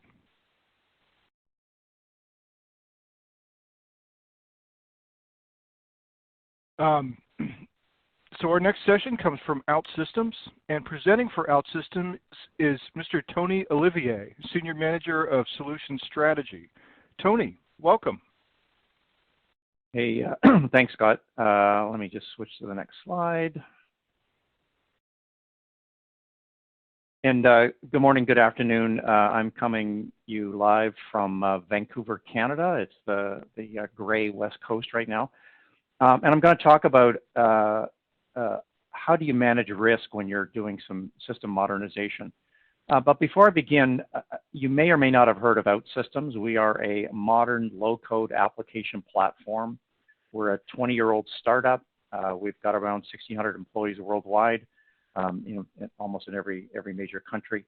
The biggest thing that we do is we deliver a platform for developers to build their applications on, and we do it very quickly with a low-code approach. I'm going to talk about application modernization. So, as long as you've had software, as long as your companies have had software, there's obviously a need to modernize and update.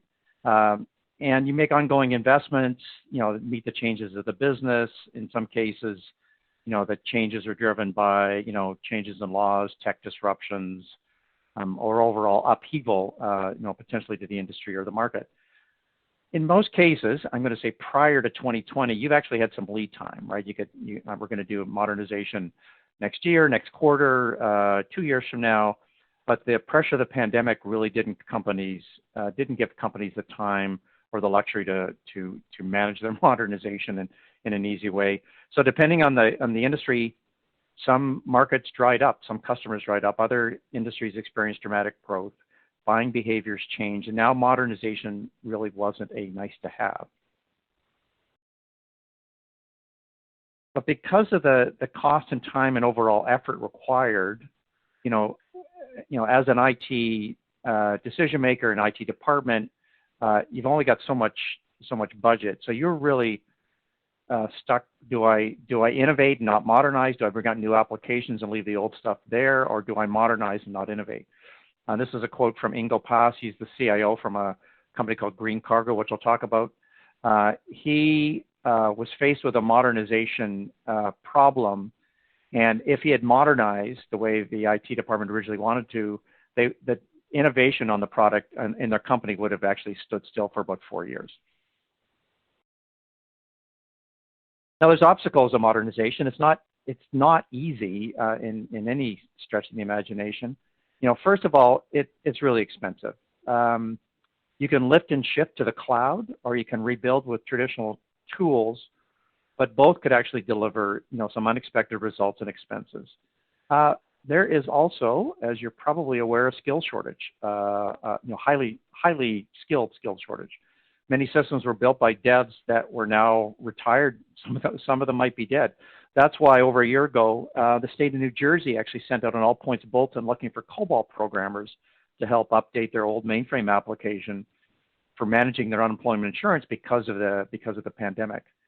And finally, and there's other obstacles, but the biggest issue is it's high risk. The technical debt that you have in your older systems can be risky. And if you fix something, you may be unsure what other problems you could introduce down the line. So a lot of companies, are stuck in this modernization trap. And I want to give you a couple of examples. So AXA Insurance was faced with no online access for their policy system. Any independent broker had to wait on hold in their call center until someone from the call center was able to take the call and access the insurance company for the broker.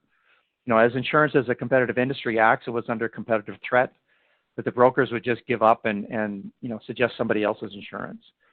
Creating online access was easier said than done because most of the IT budget was spent maintaining, their existing and aging legacy systems.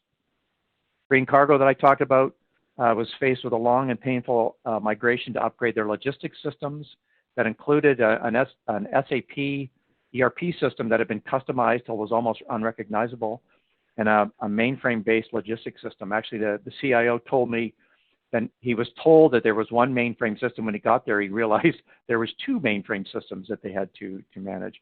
And as I said before, the upgrade was actually going to take several years if they'd gone with the original plan.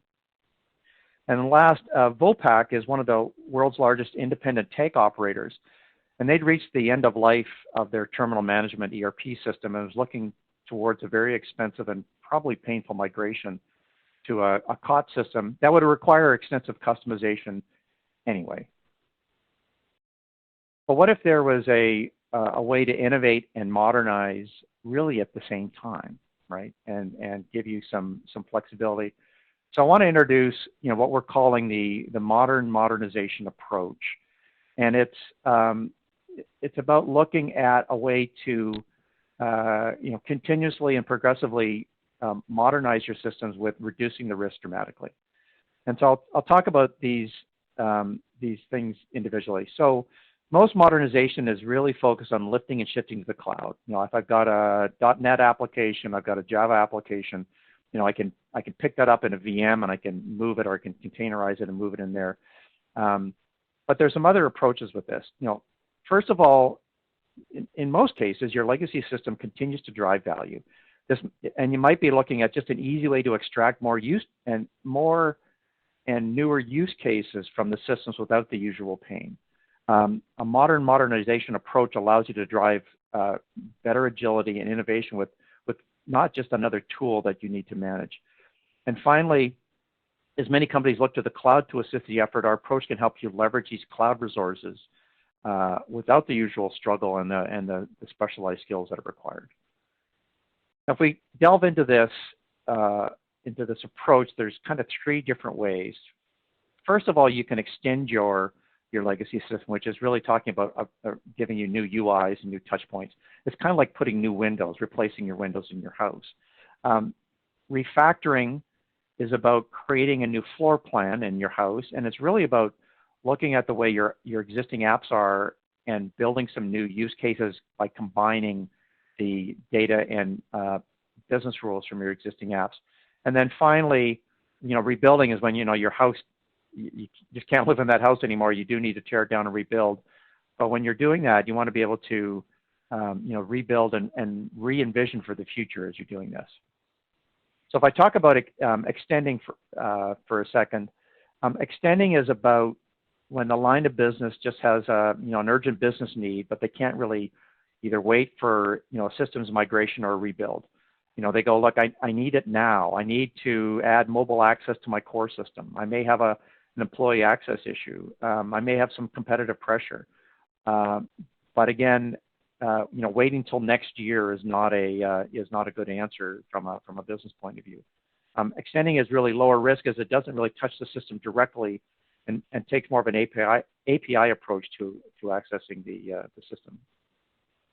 So here's an example of what I mean. Is that extending allows you to add access to the core system without disruption. I'm not changing anything. I'm not causing any disruption with my ERP or CRM system. And you can add new touch points according to the business needs without the risk and cost and need for traditional customization.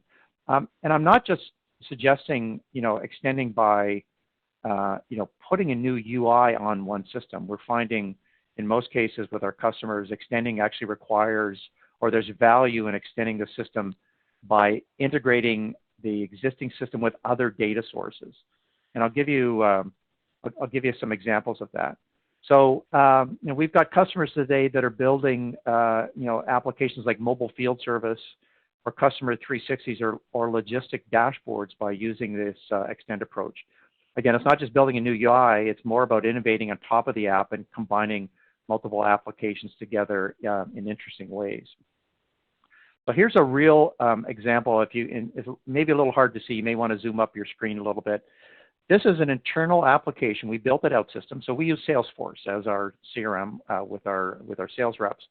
But if you've used Salesforce before, you may find that the user interface may not be optimized for your business, may not be optimized for the way your sales reps work. So in this case, we've built an OutSystems app that sits on top of Salesforce, and we've optimized the sales rep journey, and we've streamlined a few key processes like new account creation, opportunity management, and lead conversion. For example, when I create a new account, it's actually going to go out and do Dun & Bradstreet to make sure that I've got the right contact information, the right company information, the right DUNS number, and so on, to make it, decrease the error rate and increase the productivity for the sales rep. So when do you want to extend your application? What's the sort of the guidance for that? Your business just needs a new UI, right? Or they say they need a new UI, or maybe a new user journey that the existing system either doesn't provide or it's kind of painful in the way it's being delivered. You may want to extend if you extend the application directly, that may require some specialized skill or some additional licenses. And you may want to extend outside of the app when, if you customize the legacy application, it would make upgrades challenging to the next version that's going on. Okay, moving along, I'm going to talk about refactor. So refactoring, again, is about creating new apps from old systems. Gartner calls this moving to a composable architecture. But if as I said, if I use the renovation analogy, it's like moving the walls around to maybe create a second room. Excuse me. Refactoring can be also considered if your existing architecture is too complex. You may have too many systems in place. And again, it's about building new composable services from your existing architecture. And then once you've refactored the architecture, you can build new business processes on top of it, and you have the opportunity to upgrade underneath it, basically, sort of changing the engine while you're still going. So if I take a look a little more of a deeper layer, it's about, again, creating these composable components from the legacy applications. And it's a great alternative to replacing the application outright, because as I said, if I replaced my ERP system, how many other systems are going to be connected to that? So if I look more from a technical point of view, it's about building a microservices layer on top of these existing systems. So if I look at this, Santander Bank in Europe, they moved to a composable architecture and built several B2B applications to connect customers and partners securely into the bank's legacy data and applications. Green Cargo, as I've talked about before, they did the same thing. They refactored their mainframe and SAP system into a composable microservices architecture. And with the help of OutSystems, they built out applications they needed to be competitive and actually comply with some fairly tough EU regulations. And Lender in the middle, within 3 months of adopting this approach, Chicago-based Lender built a microservices architecture to integrate into an existing .NET system, and actually completed 2 apps, one portal for clients, another one for their broker partners. Now, when would I want to refactor? Again, if I've got such a complex architecture, the innovation is really limited. I may have, I've got data and business rules. They do deliver value today, but they can actually do more.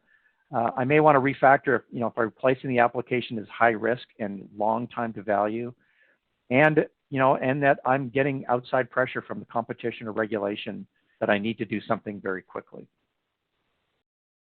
Now, finally, I'm going to talk about rebuild. And rebuilding is like building a new house, right? If you've done this within your organization, it's a lot of work. But it does give you the opportunity to dream a little bit. If you rebuild your house, what could your new house look like for the system? Can you still hear me, Scott? Yeah, I can hear you. You cut out there for a second, but you.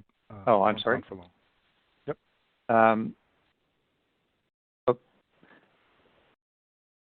Just talking about rebuilding is that if I decide to rebuild a new system, you have the opportunity to go back to the drawing board and actually build it with the latest technologies, right? So rebuilding leads to the retirement of the old system, and when it's done right, it gives you a flexible foundation for future business challenges.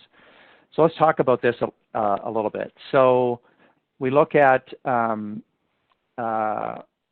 give you one example here. We have Vopak. So I talked about Vopak.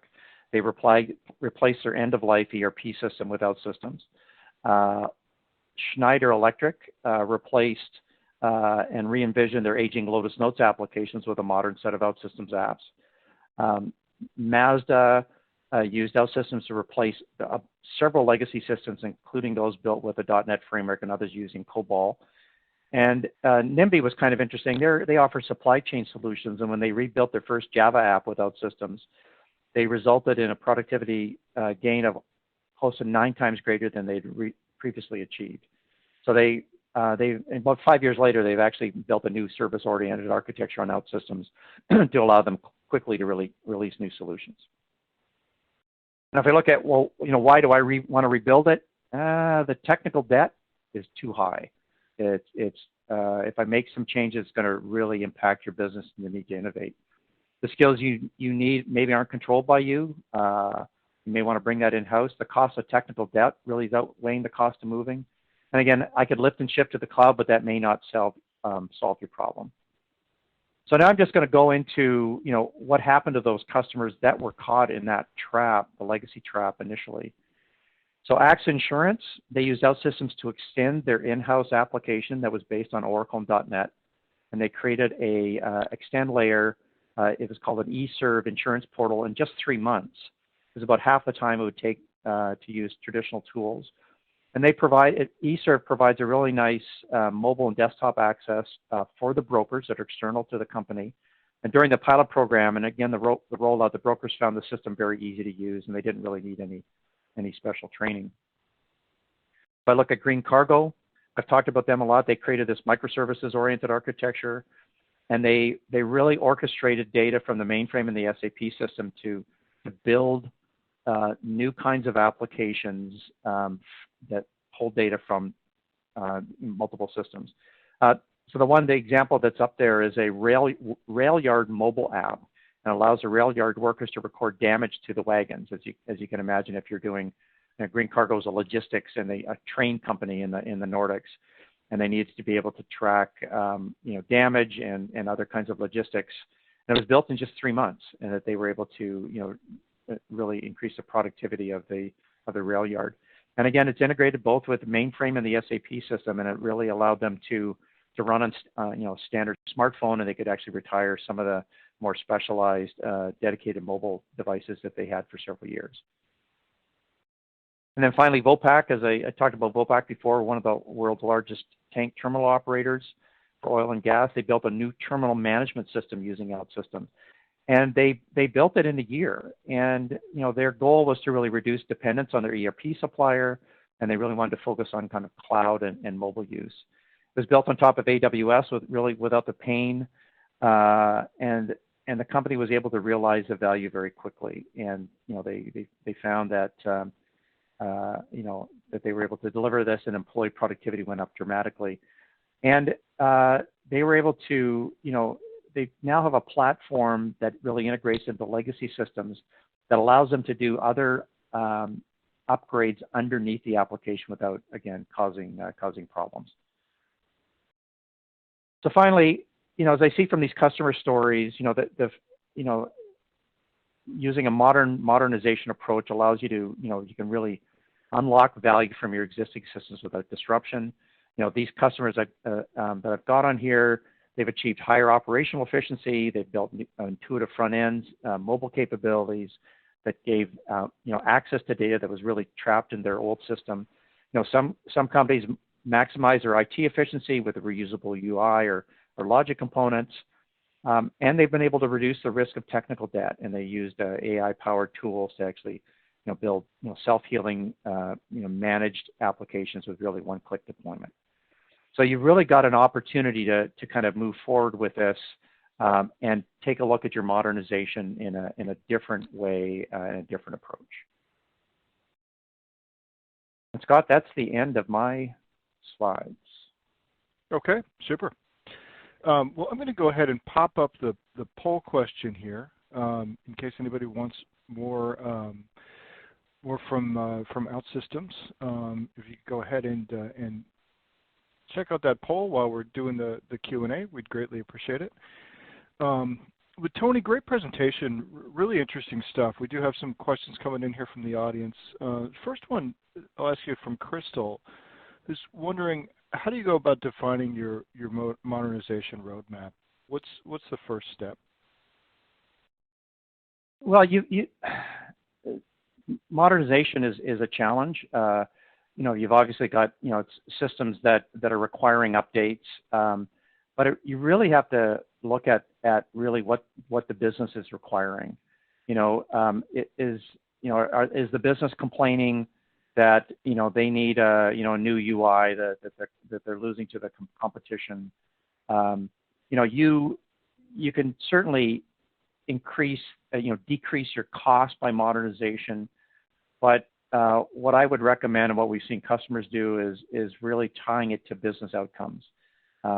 Saving money in your IT budget is fine, but driving new customer journeys and driving higher sales, for example, is something that I would want to prioritize versus the previous one. Great advice. Prioritizing business outcomes. This next question comes from Cody. It says modernization is important to our organization, and we'll put a lot of resources, into extending it over the years. But part of the problem is unraveling all the customizations deployed for older on-prem solutions as we move to the cloud. Any tips for organizations, that have a lot of customizations like that? Well, we've seen that a lot, and in some cases, you don't want to touch the black box, right? You don't want to, you don't poke the tiger, right? And if you can take an API approach, so if you've got an API layer, if you can add an API layer, through OutSystems or other tools, that allows you then to take advantage of this black box without moving forward. In some cases, and I didn't speak a ton about what OutSystems does, but we've got a number of customers that the time it takes to rebuild the application in OutSystems is dramatically less than using traditional tools, using traditional .NET or J2EE kinds of tools. So in some cases, when you start to look at this, you go, I'm just going to rebuild it, but I can rebuild it in a tool and a platform that I can dramatically cut the time to value and deliver what I actually need to deliver. Okay. We had a question from Paul. He's wondering if OutSystems can enable a company to implement low or no-code apps as a solution for modernizing legacy apps and systems. Yeah, absolutely. That's our bread and butter. Is we are a low-code modern application platform. So we have a low-code drag and drop AI-powered visual developer. So you drag and drop components, you drag and drop data entities, screens, all kinds of buttons and themes. We generate a real app, so it's not an interpreted app. We actually generate .NET Core code, and we manage that on our platform. And so we are a full low-code. We're a low-code platform that builds enterprise-grade applications. So you've got awesome. that, and you can use those for modernizing. Okay, great. And then it looks like we're running out of time, Tony, but if somebody wants to get started with OutSystems or find out more, what do you recommend? And I'll put back your thank you slide there because you did have a link up there, but just any general tips for getting started? Sure. So you can get started for free. We will, you download our IDE. There's extensive self-paced training, all for free. You can create your first app very quickly, and we'll run it for you in our cloud.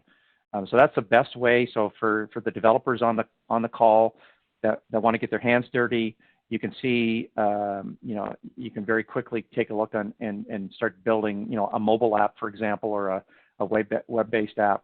For those that are more in the IT management, it's still capable to be able to do that and download, and you can see the kind of productivity increases that we can give your developer staff.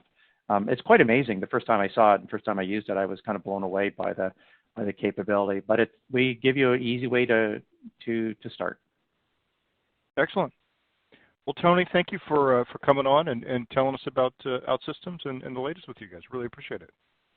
Yeah, thank you very much. It's been great. And now it's time for our next presentation in the Modern Applications EcoCast. Our next session comes from Scale Computing, and presenting for Scale Computing is David Demlow, Vice President of Product Strategy. David, welcome. Thanks. Yeah, thanks for having me. Yeah, take it away. Okay. Yeah, thanks, Scott, and thanks everyone for joining. Again, I'm Dave Demel. I'm the Vice President of Product Strategy with Scale Computing. Been with this company over 11 years through a number of transitions. Today, the topic we really want to focus on the application management side, particularly when you're involved with distributed applications or edge computing, where we're seeing just enormous growth in data, applications, a lot of new applications, and as you'd expect, quite a bit of legacy. So before we dive in, I think a good place to start is why not all cloud, or conversely, why edge computing? Cloud computing has brought just enormous benefits in terms of availability, scalability, the ability to fully automate application deployment, networking, so on and so forth. Can be very, very cost effective when it's properly applied, can be easy to use and give developers an enormous amount of power in terms of deploying applications. But there's many applications and some of the types of applications that we're seeing growing that just don't lend themselves well at all in the cloud or aren't optimized when running fully in the cloud. And some of the reasons we see for that do have to do with networking limitations or issues, whether it be latency, the round trip time to gather a bunch of data from a self-driving car or a factory floor machine and send that up to the cloud for inference processing and send results back is just not, acceptable for those types of real-time critical, latency sensitive applications. You also get into, just bandwidth constraints and resiliency of, how much do you trust the network for a particular, critical function. So resiliency of the network, the amount of data that many of these applications are generating, particularly when you do start to look at things like computer vision and artificial intelligence and so forth, large amounts of data. All those things, will put limitations on the use of cloud for parts of the application or all of the applications. And then the last kind of interesting one is regulation. And we say that in very, broad sense. In some cases, it may be, very specific laws or countrywide regulations on where an application can run or where data can live. In some cases, it's just, privacy concerns that may be at factor that cause you to, do things like, hey, we're going to keep personally identifiable information from a retail store in the site without sending it out to the cloud where we're, then subject to further regulations and so forth. So those kind of drive the need for edge computing. Edge computing, when you start to deploy distributed compute resources, more distributed storage, has its own challenges that it introduces. And, these are commonly things like limited or no IT staff, in many of these locations. Retail stores are an example that we use a lot, and, thousands of retail locations are not going to have IT people sitting there all the time to monitor or care feed for the infrastructure or the application. Many of these edge deployments have physical constraints of just, physically, these aren't data center environments, so you don't have the same size, cooling, power available to run these applications or workloads. So you see different form factors and different economies and so forth. The connectivity outages. I mean, we talked about, network connectivity being one of the drivers to move parts of an application towards edge. But even in that case, so even if you are fully running in the edge, you need to solve this problem of, connectivity and network outages and ensure that the application is fully autonomous and can continue to run without any cloud components for perhaps periods. And then just unpredictable demands. And this is one of the things that, developers and companies and enterprises get spoiled by, to be perfectly honest, with the cloud, is you don't need to think the same way necessarily about, well, when this application scales up and the data growth scales up, or when I want to add another component to this application that uses this data, how do I do that? And what does that mean for the compute infrastructure? In the cloud, it's essentially invisible, and you just pay more and spin up what you need when you need it. Edge doesn't necessarily offer that same kind of scalability, so you do need to plan for growth and so forth in a different way than in a fully public cloud environment. So as a background on scale, just so you can see where we're coming from, we provide a unified infrastructure platform for edge computing. And so if you've heard the term hyperconvergence in the IT space, we follow that model. We deliver our solutions as fully integrated appliances. All the software you need is built in. So you've got, storage capability, compute capability. You've got a hypervisor for virtualization. You've got built-in capabilities such as disaster recovery and backup that are built in, a whole bunch of different form factors. We're showing a couple of them here, and we'll go into those more. But you've got this unified infrastructure platform that can handle not just your modern applications, your containers, your Kubernetes cluster, but also be a platform for those legacy applications that weren't designed for clustering if you need high availability, weren't necessarily designed for cloud connectivity and things like that, or may been originally written at the time where hardware was very specific or dependent, that you also have to deal with. And then we wrap that up in very comprehensive fleet-wide management and orchestration, and that's really one of the key things to look at with edge computing is you want to be able to manage this distributed fleet of sites the same way you could manage a centralized cloud environment, essentially. The other thing to look at, and this is really a traditional strength of scale computing, is providing infrastructure under these applications that can more or less care for itself. So ensure application availability, make sure that as components fail, as compute nodes fail, as storage devices fail, the system can detect those and automatically and autonomously react and fail over an application or rebuild storage resiliency without requiring any human intervention or necessarily even requiring network connectivity for those things to occur.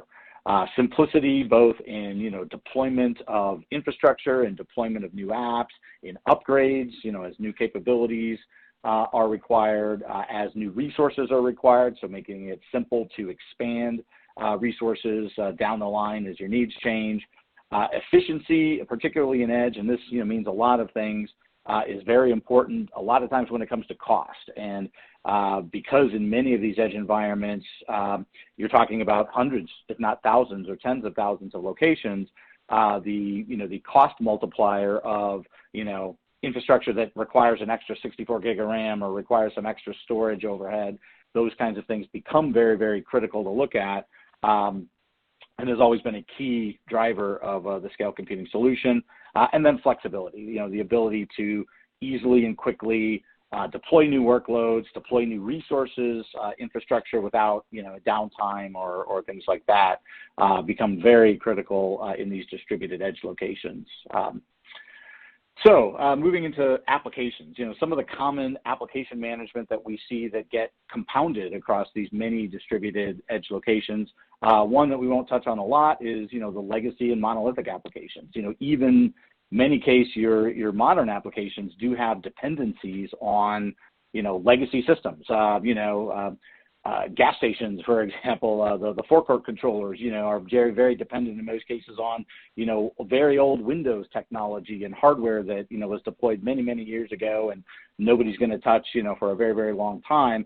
So being able to host and run those kinds of things, a wide range of operating system environments, a variety of Linux distributions and virtual appliances, adds a lot of complexity, everything from those operating systems to the applications, deployment of those applications, patching, security, how do you back them up and restore them, in a case where, you don't necessarily have that built into the application.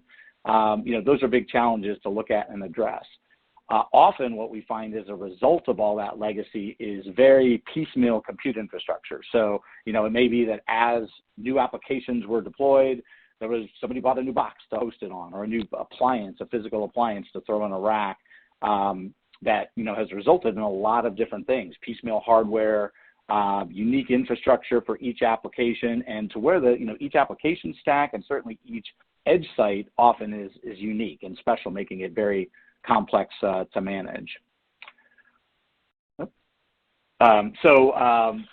And there are challenges even when it comes to modern applications. Modern applications, because they were generally written in a cloud native, cloud focused mentality, expect certain things, from the infrastructure. They obviously have great advantage when it comes to ease of deployment and updates and modularity and the availability for, application-aware redundancy and things like that.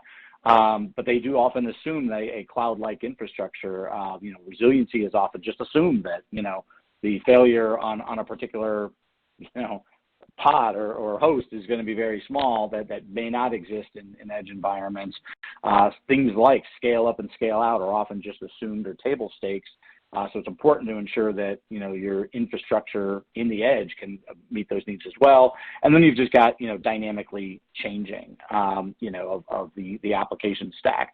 And really the goal is that the infrastructure, even across the distributed edge, should be cloud-like as much as possible, and that means ideally invisible. So that's where, early on the point of the self-healing infrastructure, this autonomous infrastructure that just, keeps itself up and running without, the awareness or involvement of the applications. So how do you take control of all these applications? The basic steps are to scope the problem, to take an inventory of all your applications, and really all of those that have any kind of edge site interaction, if you're focusing here. I mean, even things that may be running in the cloud and are fine now, include those in the inventory, go through the process of evaluating, their current, the life cycle plans for those applications, and then how you expect those to change. Do look at, planned and anticipated needs, new applications that are likely to be coming down the pipe or you maybe are already experimenting with, and how those change data storage requirements, how those change compute requirements, how those change, specialized compute requirements, video processing units, GPU, so on and so forth.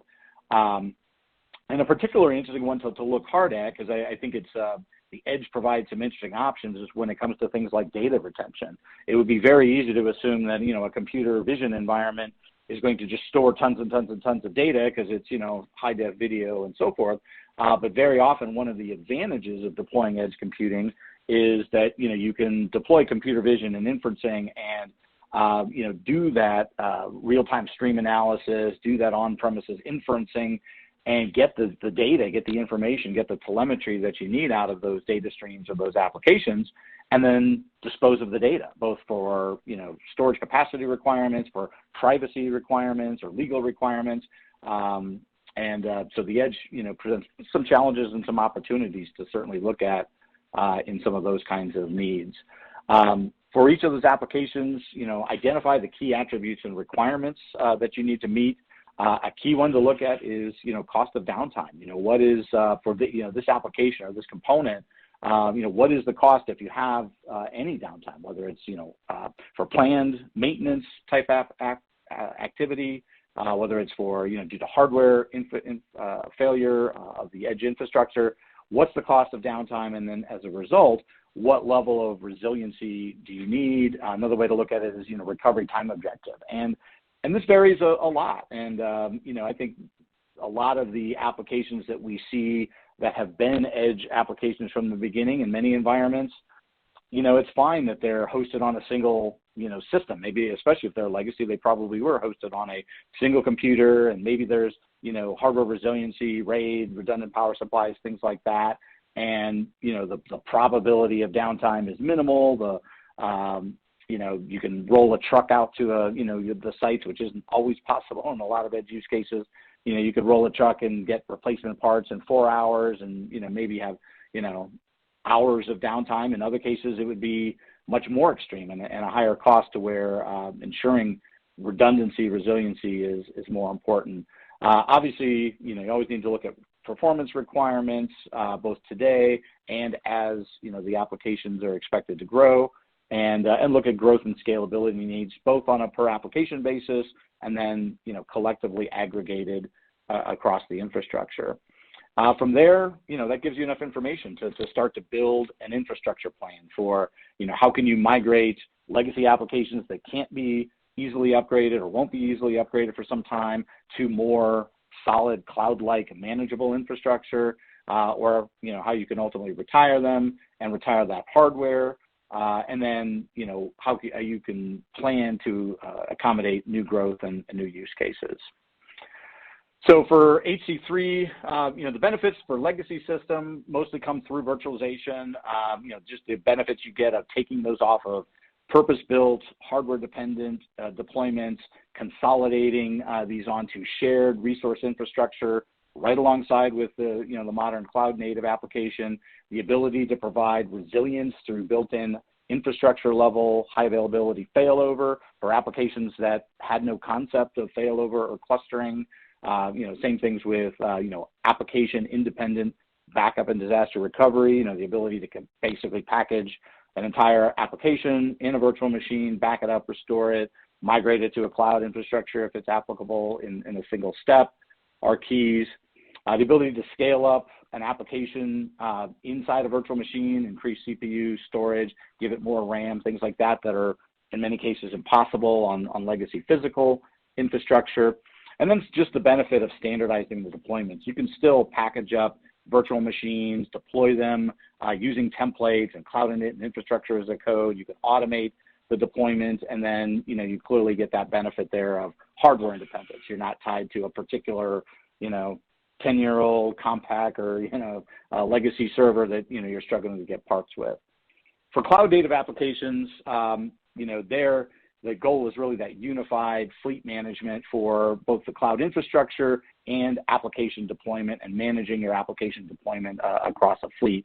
And so we provide that both for virtual machines and containers and Kubernetes apps. There are some of the things that are interesting is for your application developers and your DevOps, they don't need access or want to even have access necessarily to the physical infrastructure level. They want to access, the fleet of edge sites, in similar ways that they would be used to, their development machine or their cloud infrastructure. So, whether that's, through Docker containers or other, OCI containers, Kubernetes, Google Anthos, distributed or other cloud-based container management frameworks, those can easily be deployed and managed and plumbed through to the HC3 fleet of distributed infrastructure and then exposed at the fleet level to those developers. So the end goal is, again, what we're trying to achieve is, all the good things about all public cloud for the applications that aren't suitable for public cloud, but retaining that, cloud-like infrastructure and management capability through a cloud-based control plane for distributed edge systems that are throughout the enterprise. Scale computing, we do offer systems that do cover the entire range from, small deployments on the edge to powerful deployments on the edge to, core data center gear and even, cloud-based infrastructure as well. And then just some, last background to close on, then we'll go into Q&A. Scale has been working with customers in just about every industry, and a lot of these because of the kind of edge nature of those industries, retail and hospitality being very, very distributed. Manufacturing, having lots of data and often in lots of distributed locations. There's a couple here that are, basically ocean-going fleets of vessels that, are across the ocean with very, very intermittent connectivity that, run critical applications on the ships that need resilient infrastructure and so forth. And, the key beyond that is, we give them the tools to match their application needs to infrastructure that takes care of itself, to maximize uptime, to improve their operational efficiency, and overall reduce their CapEx and OpEx costs very, very significantly. So with that, let's see if we have questions. Okay, sounds good. Yeah, really nice presentation. And that's not just me saying that, but Greg chimed in the questions there that he loves this. We do have some questions coming in. One from Bradford, who's wondering if data security is a driving issue for edge computing, and should it be? It most definitely is, and I mean, I think we kind of bubbled it, like I said, under the regulation, but a lot of that are privacy and data security. So obviously, the less you have to transmit off of a site over a network, the more you can process, the raw data locally, infer the knowledge that you need out of that, and get what you need, and then get rid of the data. That has clear security benefits. Obviously, securing edge deployment and the channels of communication from edge to cloud to core are critical, and those are things that we build into our solution.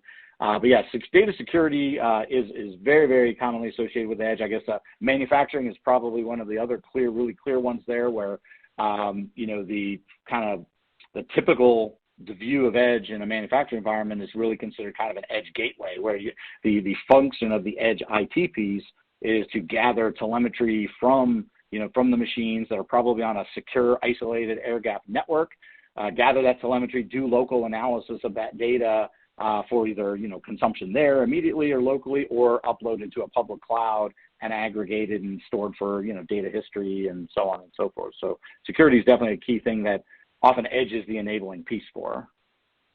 Okay, tremendous.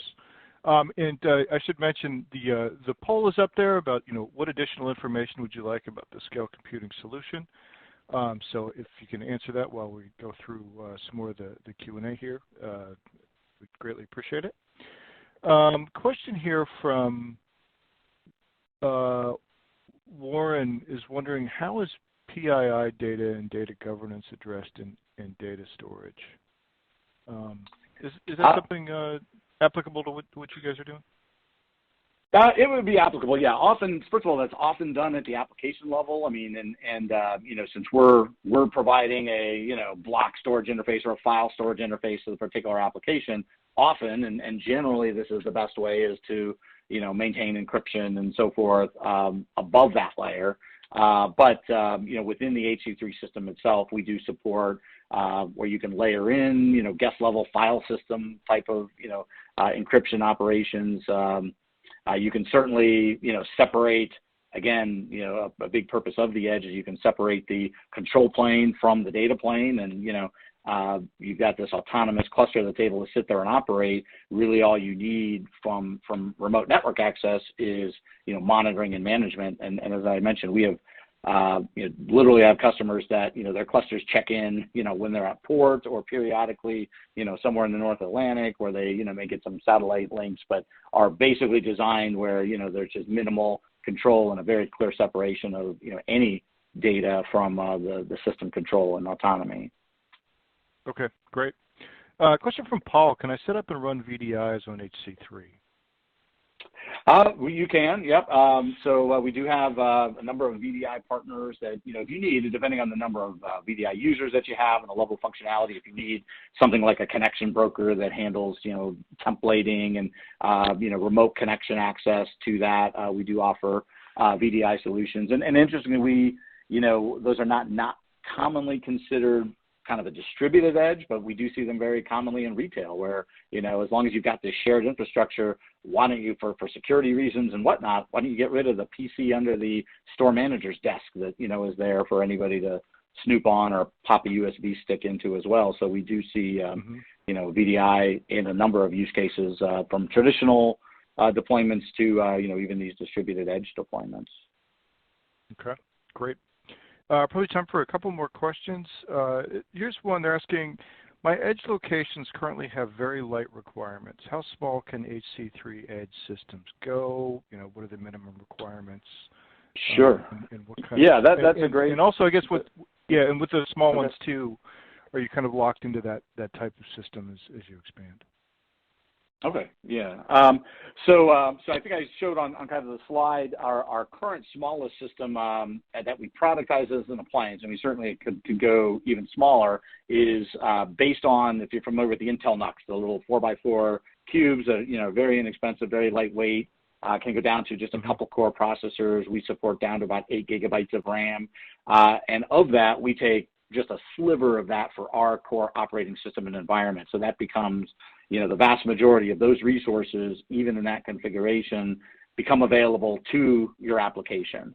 And to be honest, we could architect smaller, and in a large edge deployment, if we had customers that had custom hardware needs, we are able to work with and certify smaller devices. The other thing I'll point out in that configuration, we do support single node HC3 operations. So I think a lot of the pictures, and when we generally talk about high availability, that's referring to an autonomous cluster, which would be 2 or 3 nodes for resiliency running on site, and that gives you high availability and the ability to switch over and so forth between the nodes automatically. But we do support single node operations, and where on-prem high availability is not as critical, or maybe not critical day one for those apps, you can start there as well.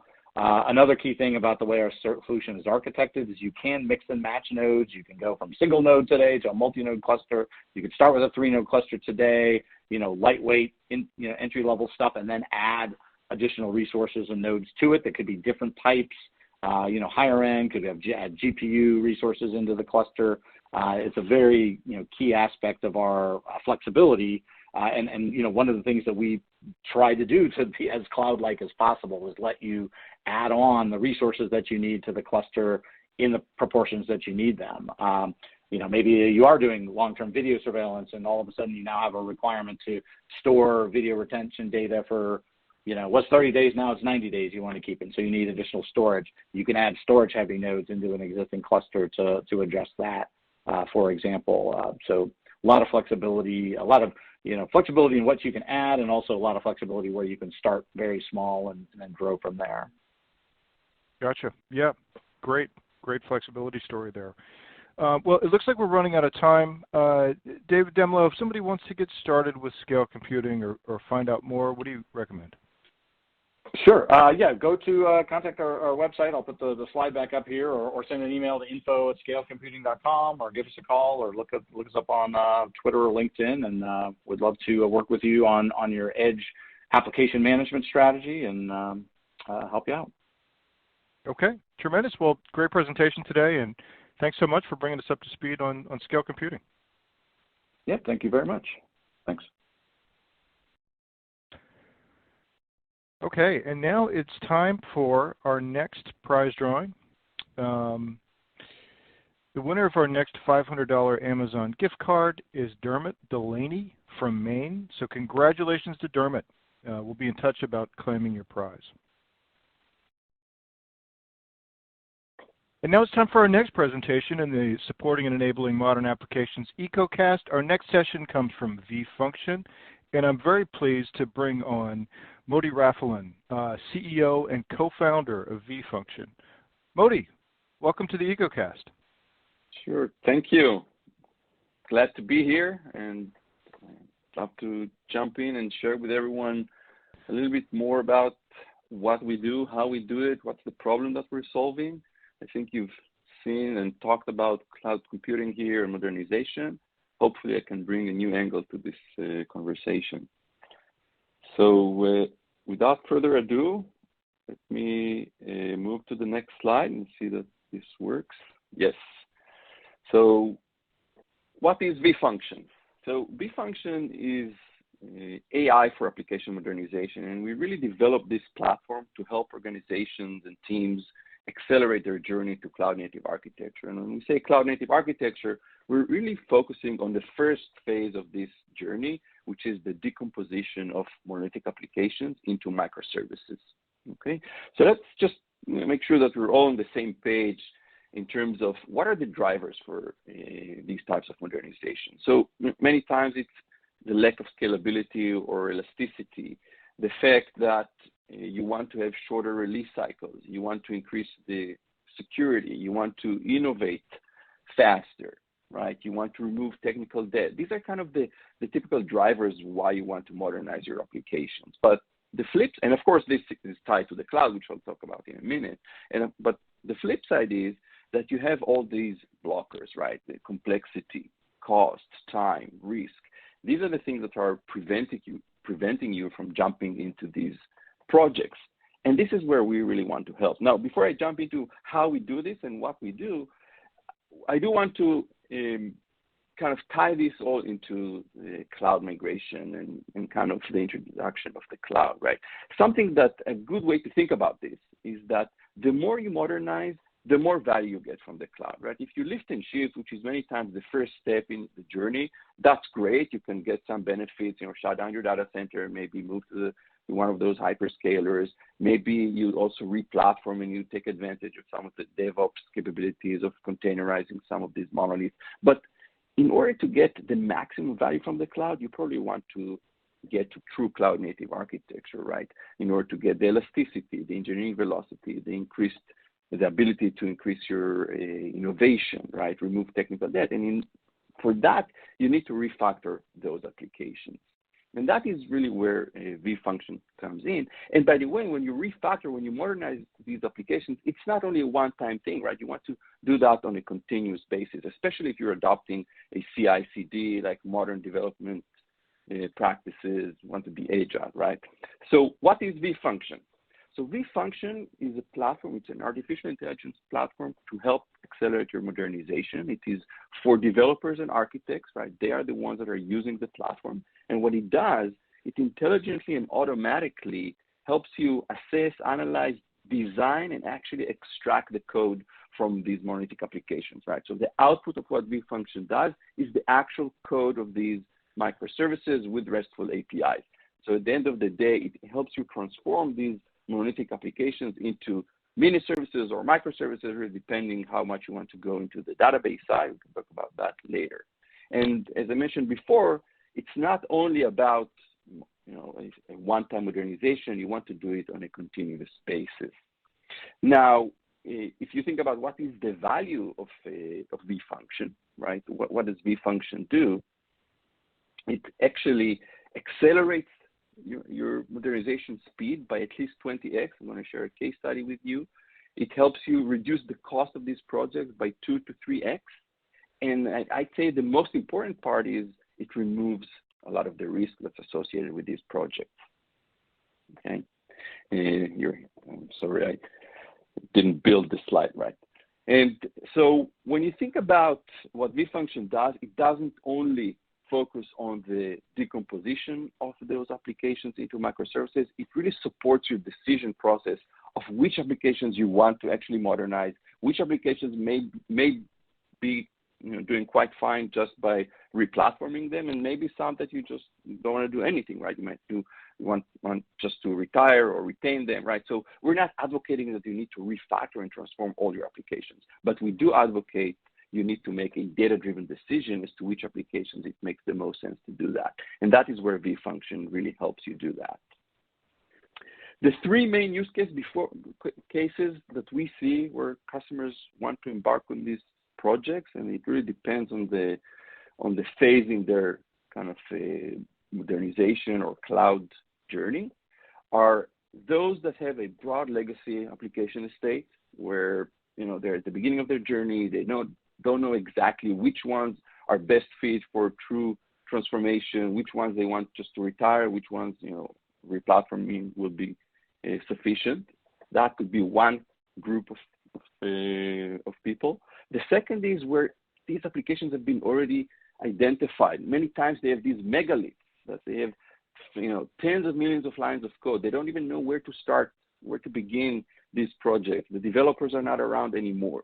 So these are really the risky projects that without the type of technology of vfunction, it becomes really prohibitive of modernizing these applications. And the last category is those that have already started the journey to the cloud. They've lifted and shifted their applications. Maybe they're running on EC2 or some of the other clouds, but they have not really modernized these applications. So after a while, they realize that in order to extract the true value from the cloud, they need to actually transform these applications into microservices so they can really get the elasticity and the engineering velocity and the real benefits that they were promised when they moved to the cloud. So these are kind of the three types of use cases that we see in the market. Hopefully, you guys fit into at least one or two of these. So let me dive into how vfunction works. Really, what is the platform? I assume that is probably the most interesting part here, right? So the way that vfunction works, there are three phases to it. It's the learning and assessment, then basically the analysis, and the last part is the extraction. So let me focus on each one of these.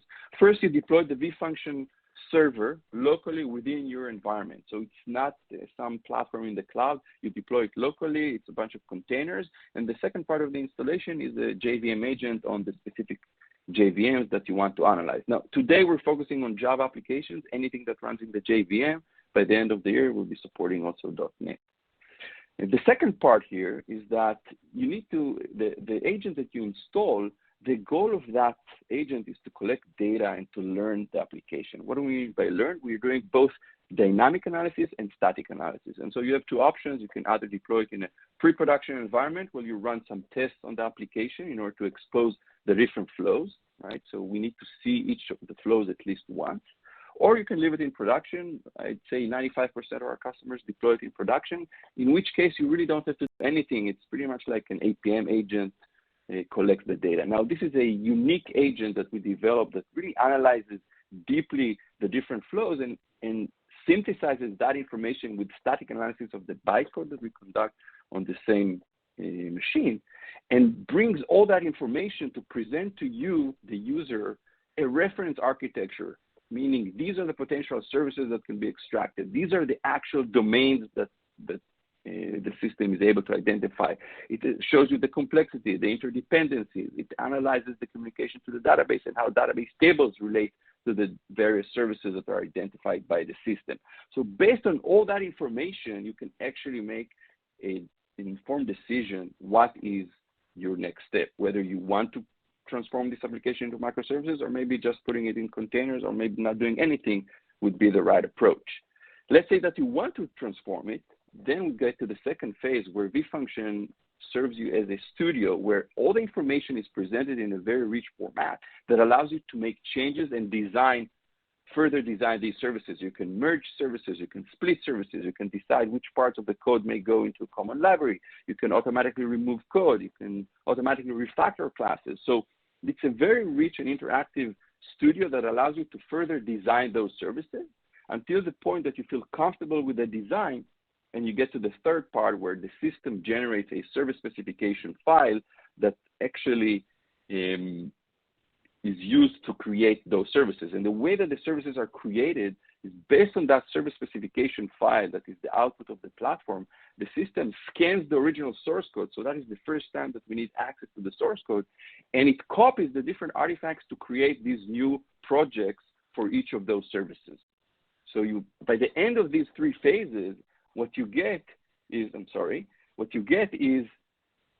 code with RESTful APIs for each of those services that is based on the original source code. But it does it in a very efficient manner. It minimizes the configuration files, the context, so you get very lightweight services that you can basically then deploy onto any cloud environment you may seek, right? So we're pretty agnostic in terms of the environment where you may want to deploy. Let me show you a little bit how this looks. So we're not just talking about slides and actually jumping into a demo that hopefully will make things clearer. Okay. So what hopefully you're seeing in front of you is our modernization dashboard. And what you see is that with vFunction, it really allows you to manage large-scale modernization projects. In this specific case, and this is from our QA environment, we see that there are 117 applications here that are in the pipeline, the modernization pipeline. And what you can see here are those that have been instrumented with vFunction, how many are in the learning phase. We see 22 apps here that data is being collected, 78 apps that are being analyzed, 3 apps where services are being created, and 10 that have completed the modernization. Now, the modernization can be any of those our strategy, right, categories. 2 that have been retained, 1 replatformed, 7 refactored, 0 rewritten, okay? And so when I expand this dashboard, it allows me to really dive deeper into each of these phases, but in the interest of time, I'm not going to spend time on each of those phases. I want to focus on the analysis phase. So we see that in the analysis phase here, there are 65 applications. Each tile here represents an application. At the top of each tile, we see a complexity number between 1 and 5 that represents the complexity of this application based on the analysis of vFunction. And it's not a theoretical number, it's an empirical number that really represents the degree to which vFunction is able to decompose that application. So for example, if I look at this application, let's say this WUCS application with complexity of 3, I can click here, generate an assessment report. It generates the assessment report for this application. We see the complexity number is 3. The way that it is calculated, I'm not going to spend time here, but there are certain factors that are tied to the way that vfunction decomposes this application. For example, one of them is the class exclusivity within these services. So the degree to which classes are exclusive to a service is a very important parameter in the vfunction world, right? So that may be one factor that goes into the decision, the decision of what is the complexity of these applications. This report also generates the list of services that can be extracted and some other metrics around this, right? And so based on this information, you can actually decide what is the modernization strategy you want to pursue, whether you want to refactor, retain, replatform, or rewrite. And if you decide to refactor, you can actually go to the studio that will allow you to refactor this application. So you can actually click on it. And what you see here, this is the studio of this specific application where you can see the services, and then you can start actually diving into these services, merge them, split them. You can go deeper into each of these services, explore the core tree of these services, change the entry points, remove code. I'll skip that. I'm not going to turn this into a training session, but hopefully it gives you sufficient kind of understanding, right, in a very, very basic level, what are the capabilities of the platform. By the end of this process, when you work on this studio, it will allow you to actually extract these services and automatically assemble the code for these services. And I'm happy to show more in some other forum when we have more time. I do want to show you also, in terms of the reports that the system generates, it's not only technical reports. There are business reports that help you actually make a business decision whether it makes sense to transform these applications and refactor them. We calculate the ROI based on a large number of applications that we've analyzed in the past. So we have some of our algorithms that are able to assess based on the technical debt and some of the complexity of the application, really how many dollars you're going to be spending now versus you'll be able to spend on innovation on each of these applications. So to tie this all kind of together, what is it, how do you go about modernization today? You most likely use whatever static code analysis tools you have, be it CAST or your IDE. You may complement that with some APM tools, one of these that you can see here. But at the end of the day, none of these tools were designed specifically for this modernization use case, right? And so at the end of the day, it's a very manual process, right? Where you try to brainstorm and understand what are the domains, domain-driven design. You do like this event storming, trying to understand what are the boundaries of these domains. This is the current manual process that is very, very costly, risky, and time-consuming. So you contrast that with what vfunction is. It's really a single holistic modernization platform. Was purpose-built for that use case. It provides you this unique visibility into the platform. It uses the data science and machine learning to identify the domain. So it really tries to automate the process of a domain-driven design, right? Understanding and figuring out what are the optimal boundaries of these services that will correspond to a logical service that you want to extract, right? And lastly, you have the studio to actually design these services and the automation to create those services. I want to share with you here, as an example, 2 customer case studies. The largest bank in Italy, and we have here the largest bank in the U.S. Not allowing us to share their name, but you probably can figure that out. These customers have, hundreds to thousands of Java monolithic applications in their data center. First phase is really understanding, which applications, will give you the highest ROI when you transform them into microservices. We help you do that. And then, we usually come and do like a POC within, a week or 2. You can actually see what you can get out of the vfunction platform on a specific application, or you can analyze a large number of applications with our sort of base hub product that only kind of generates the reports and doesn't provide you the entire capabilities. But through the capabilities of the platform, these banks adopted vfunction. In one case, you can see here, they've identified 110 applications that they wanted to modernize as part of their kind of large PaaS strategy where they wanted to adopt OpenShift and so forth. And on the right side here, I want to share kind of the case study there. They had these large monolithic applications.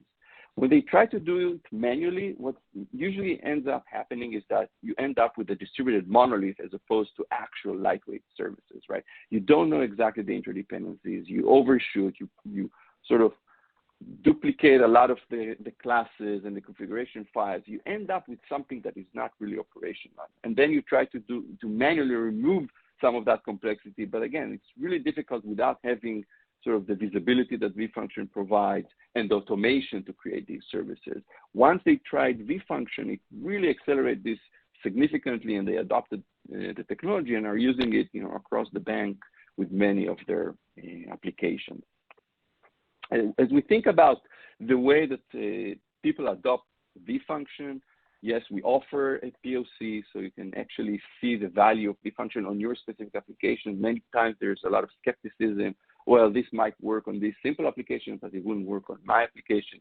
So no, we're happy to actually do the analysis on your specific application, after which you can embark on a project. You start with first application, you can move to then 10, 20 applications and do even hundreds of applications until you adopt the technology as part of your CI/CD that you want to continuously modernize, right? If you are adopting a CI/CD and you continuously deploy applications and make changes to them, if you don't remove technical debt, if you don't continuously modernize, you actually compound the problem and you will end up at the same place where you started, right? You'll end up with microservices that sort of get inflated and complex and become monoliths by themselves. So I'll pause here. Hopefully we have a few minutes for questions, and I'm happy to answer. Yeah, excellent. Yeah, really good presentation. Let me pop up the poll question here for people just to let us know what additional information they'd like about the vFunction solution. But it was a really helpful framing of the progression from rehosting all the way to continuous modernization, and the demo was great as well. Let's get into some of these questions. Bradford is wondering, does vFunction have access to my data in applications? Are there any privacy security concerns? He mentions the product looks amazing, but where does vFunction run? Does the application data leave their site or require firewall access? No. So we have no access to any of the data. You deploy the vFunction server locally within your network, and no data leaves your network. So you have the vFunction server there. You deploy the vFunction agent on the applications that you want to analyze. The only requirement is that there's communication between the agent and the server that you installed. Of course, one of our architects may join you on a Zoom or WebEx, to help you work on the platform. But again, we have no data of those applications. Okay. Tremendous. Another one is coming in here. They're asking, does vFunction also decompose the database or just the business logic layer? Yeah, that's a great question. So vFunction analyzes the relationship between the database tables and the business logic. It focuses on the decomposition of the business logic. It takes into account that information, and as part of the algorithms, it tries to maximize the exclusivity of the database table's relationship to those services. So it takes into account the database table's relationship to the business logic as it tries to identify the boundaries of those services. So that is something that it does do. And it produces then a very elaborate report of how the database tables relate to these services, but it does not decompose the database. So that is sort of the subsequent step after you decompose the business logic. I would further add that the vFunction approach really is an upside down approach in the sense that we really first tackle the most difficult part, which is decomposing the business logic, as opposed to other approaches where you may want to start with a UI and you do like a new UI and you put APIs into your monolith, but then you really don't gain the engineering velocity. We said, let's first decouple the business logic.